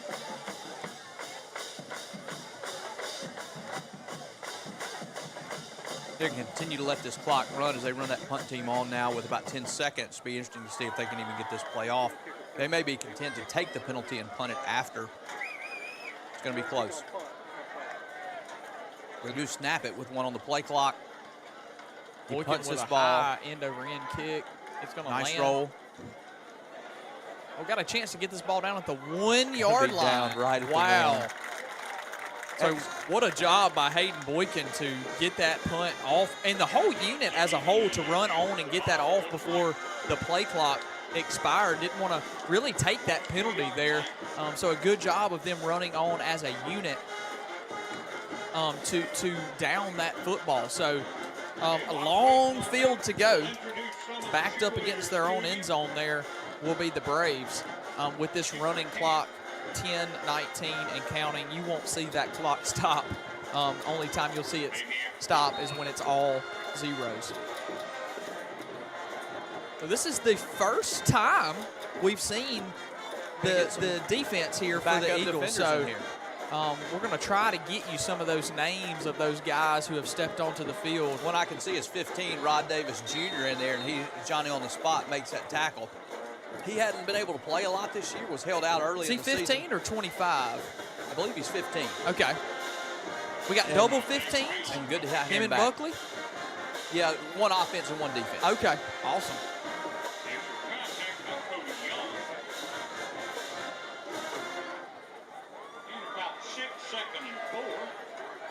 At 25, Tyquan Crosby in. As the Braves get off to the left side. A little room to run out there as he continues to push the pile. Looks like he'll be right at first down territory. They are going to move the chains, so that gets to what should be around the 11-yard line for a first down. 18, Dalton Phillips in the game. 26, Austin Rayner in the game. Hey, I'll try to get the cheerleaders at this point. Looking at a 1st and 10 for the Braves. Motion again, number 14 again. Brought down by number 25 there. Great job, great pursuit. Also 43, Hunter Smith in on that tackle. That's Tyquan Crosby, number 25 there. Good pursuit. Cheerleaders getting their shout out here by Mr. Bill Cavanaugh. Looks like that chain. Looks like I missed a penalty, Sam. Looks like they're about to mark off a penalty. Well, I missed it too, just because I'm mostly looking, trying to get some numbers and names. Yeah. Austin Mitchell, number 40 in the game. I believe I see a 37. Colson Arrington is in the game. Looks like it's going to be a 5-yard penalty here.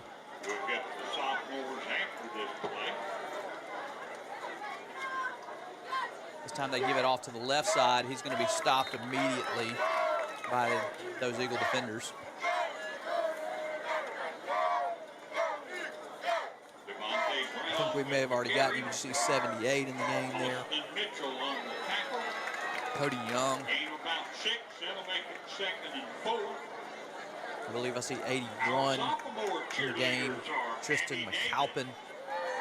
Just want to try to say those guys' names. We know they may have family members watching. It's taking us a while to get them to because they're not regularly on the field. Doing a great job so far tonight. Toss out to the right, little running room for the Braves. He's run down, breaks a tackle, and then breaks another, and is pushed out of bounds after he's all the way up to the 35-yard line. 37 on a tackle right there. See number 44 coming into the game for the Eagles, Tyler McGee.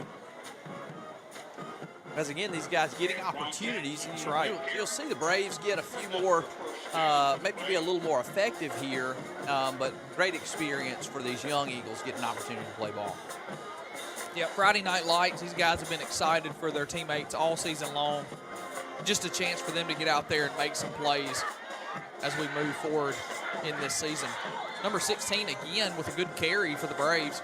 He's going to get up around the Eagle 40-yard line. So another good carry for number 16, and there's that success that you've been talking about that they may would experience. So 44, Tyler McGee, freshly in the game. Watch him pursue this play all the way across the field. As he gets up the sideline, you'll see him coming. There he is. Steps just in, kind of meets makes him where a he's nice at. tackle on the play all the way from his offside cornerback position. So it looks like they're going to get him out of bounds at around the 45, 44-yard line of the Eagles. Under center again. Hands it off to number 16 again. Good pursuit. I'm trying to see who that was at the bottom of that pile there. 43, Hunter Smith. Nice job wrapping that ball carrier up around that right side. 36, Braden Gordon there. After getting the onside kick recovery, the senior getting in on defense, making a tackle. So good pursuit by a couple of Eagle defenders there. We'll keep it at 2nd and 10 at about the 44-yard line.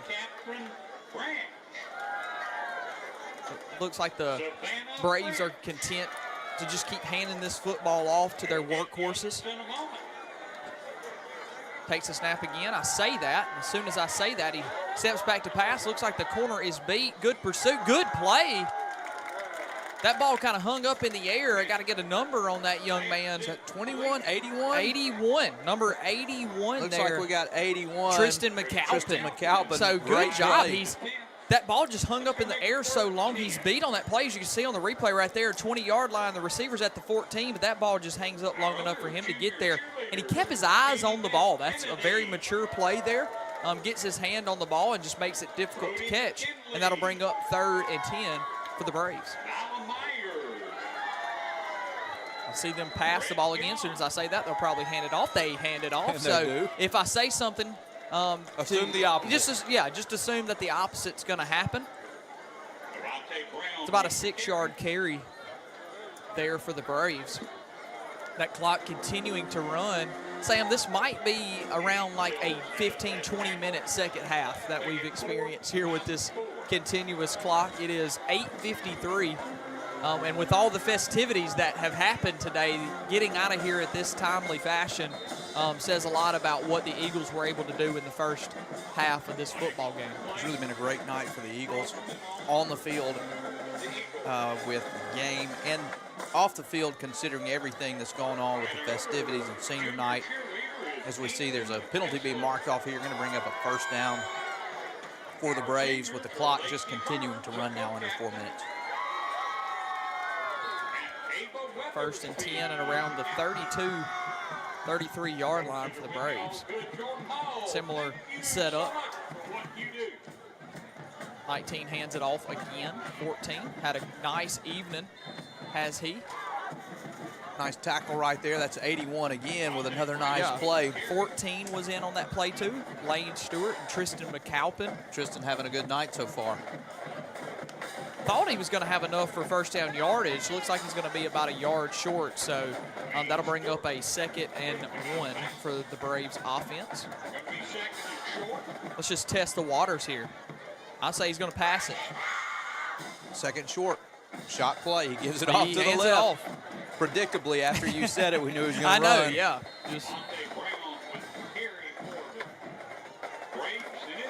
If they unstack it, I think he is going to have another first down as the clock runs down now into 3 minutes. 42-0 Eagles lead. It's been great to see some of these new players get in the game. And they have made some nice plays, as you do see the Braves driving now with the ball inside the Eagle 20-yard line. See if these young Eagles can get a stop here in their red zone. Empty set. They give it to the motion man. He bounces out to the outside. He's at the 10. And that'll be a touchdown for the Braves. For a touchdown. Yeah, Sam, you can just tell number 14 for the Braves probably, I would presumably say, has had a lot of snaps this season, ran the football good, even against our starters.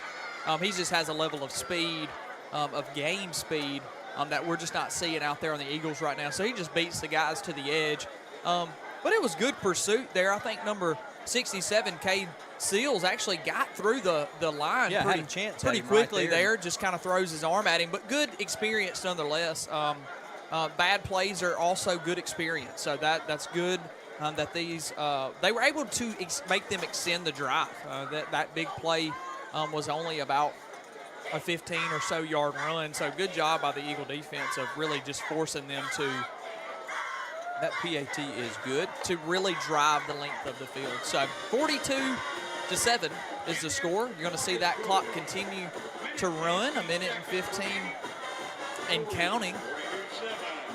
You see the official kind of chasing the ball there. You didn't see that at home, but he was kind of fumbling the ball around and kicking it around. It's just all in good fun here. So my favorite cheerleader right there on your screen. It might be our producer's favorite cheerleader as well. It might be, yeah. I wonder if he had something to do with getting that nice tight shot right there. Get a close up. A little bias from the production crew. Shot there. Addie and the rest of those girls have done such a fantastic job. We know, once again, shouting out that they will have competition again tomorrow in Summerall. You heard, if you watched Eagle Talk, about that. You got to hear from our seniors, Lacey Burns and Ava Grace Weathersby as well. So best of luck to you ladies as you go to competition. So as we tick down to the conclusion of this game, just about 20 seconds left on the clock. Ryan, we talked about the Eagles had an opportunity to clinch the district with a win tonight. Yep. Looks like that is going to happen as this clock is going to tick off.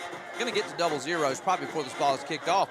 And so that's going to give the Eagles the region championship, make them the #1 seed as they prepare for the playoffs. There's the win, and Coach Davis gets an ice bath. Getting the celebratory Gatorade bath. I mean, what a scene. What a scene. And, we had been talking about at the beginning of the year this program that Coach was trying to build, and just the growth, the step-by-step, season-by-season of what the growth had looked like. They're trying to get him again. Coach normally would be able to escape that. He's got a bum leg right now, or he would have juked all those kids out, okay? He has proven time and time again his athletic ability, but wow, has he proven his coaching ability, Sam? We knew that this was a trajectory that the Florence program was on. And you look at this senior class, there is no coincidence these guys are having success. Not only has Coach grown as a coach, but those guys that were 8th graders, 9th graders, 7th graders when he got here have had these reps underneath him. And this is the football team that you're seeing, a mature physical, very well-disciplined football team taking care of business tonight. Well, it's something you see. These coaches are congratulating Coach Davis. They're excited for him, even though they came out on the wrong side of this one. Coach Davis is very respected around the coaching profession.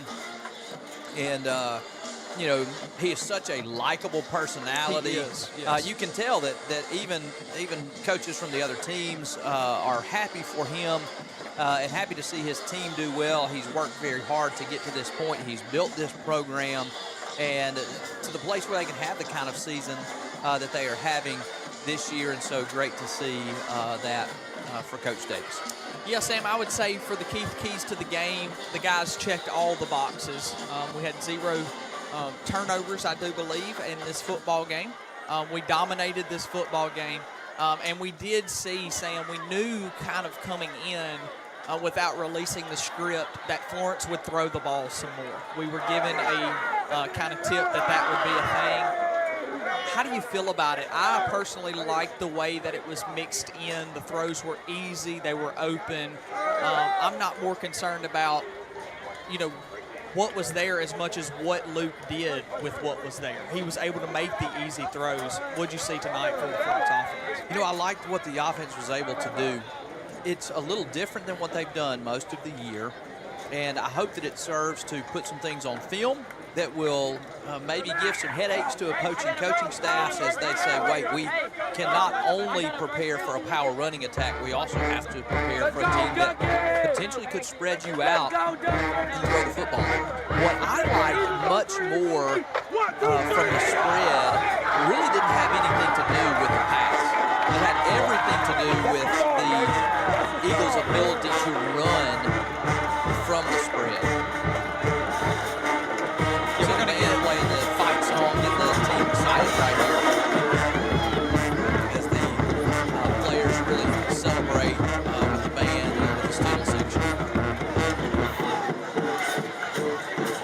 Yeah, just good to see the guys give support to not just what happens on Friday night on the field, but off the field. There was a video clip a couple weeks ago of guys kind of getting up there with the band, getting excited. We know what it takes, and it takes a team effort, and it takes the band, it takes the cheerleaders, but the guys kind of tipping their helmets to those that are standing in the band, constantly playing for them, cheering them on, and just a complete team victory here tonight. Sam, I got a couple of stats for you I want to kind of read off. We were able to rush the ball really well, which is not surprising. Zay Quick was running like a madman tonight. 6 carries for 160 yards, 26 and a half a carry, and a couple of touchdowns. And we saw him break 2 of those carries, all for almost 100 yards. One of those for 47 yards, one of those for 51. We also know that Brian Davis had the big 35-yard score. We know that we had a couple of big receptions. Hemphill had that big 36-yard touchdown. And we also saw Edmondson, Keegan Cooper, Brian Davis, and a bunch of guys get involved in the receiving and just game. as you talk about those stats, this is what I was talking about earlier. A lot of those runs took place out of spread formations, yes, rather than power formations, and that's what I think is really interesting, because I don't think Florence wants to be a passing team. I don't think they came out here and say, hey, we can line up 4 wide and start passing the football. What they showed is we can spread you out, and that when we do, our power running attack is just as effective, if not more effective, because we can get players like Xavier Quick, Brian Davis. You saw that 51-yard score there from Zay that we were mentioning. You get them in one-on-one situations where then they're even more effective. And so I think that is what will potentially benefit the Eagle offense the most. Now, is it good to get some good reps for throwing the football? Yes. Did Luke do a great job throwing the football tonight? Yes. But the reality is, we're not going to have the same kind of time in the pocket. That's right. When we run those long developing plays, we've not, and we won't when we play better teams. But if they're just able to do it a little bit, if they're just able to run effectively and then maybe spring some RPO type things, it will add an element to this offense that I think potentially makes them even more effective moving into the playoffs. Yep, you're going to see some of these replays roll here. You're going to see Zay break off another huge run on his way to 160 yards on the ground tonight.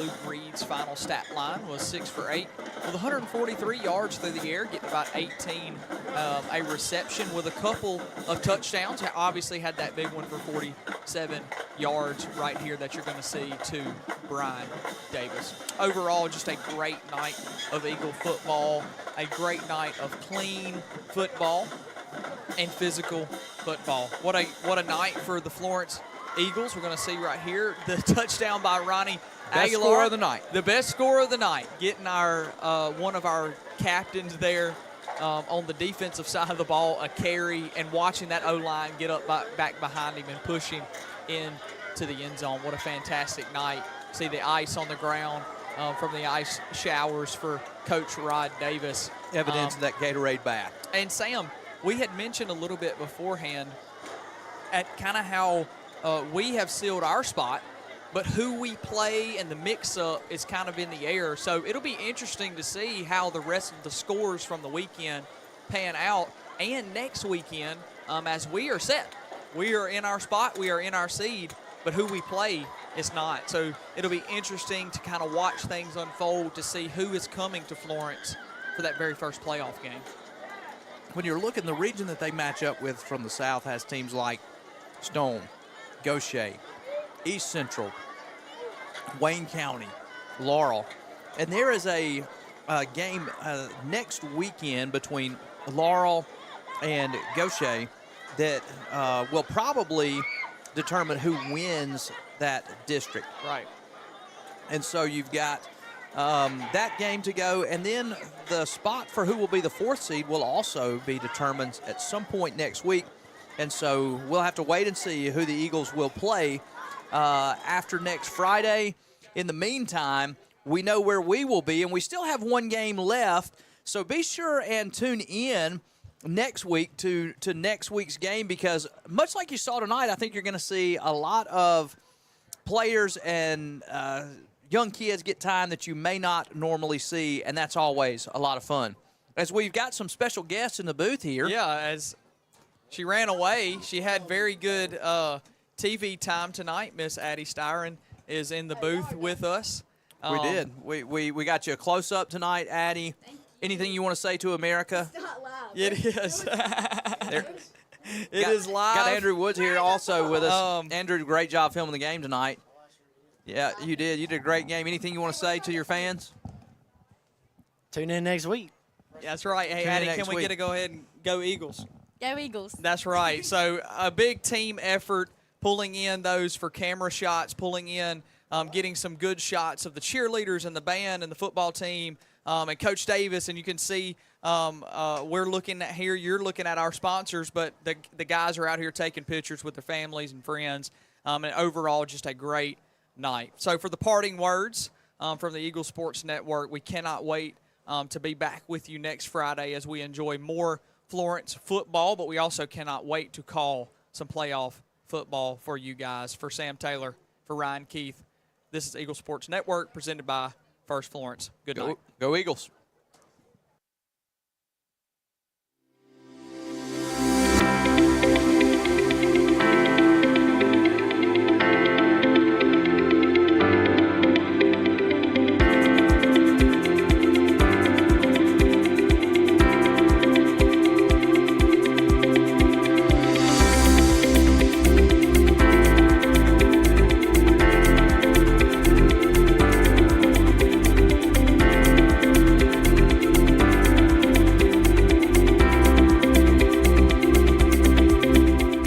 ESISupply.net. It's not if you're going to have a spill at your business or workplace, it's when. ESISupply.net. Exorbitant pads by the bundle or roll. ESISupply.net. Sockneck boom products, oil gator, oil dry, spill kits, and much more. ESISupply.net. Take it from Scary Gary. If it can spill, it's gonna. ESI Supply, 601-933-4910. That's 601-933-4910 or online at ESISupply.net. Come on, we're gonna be late.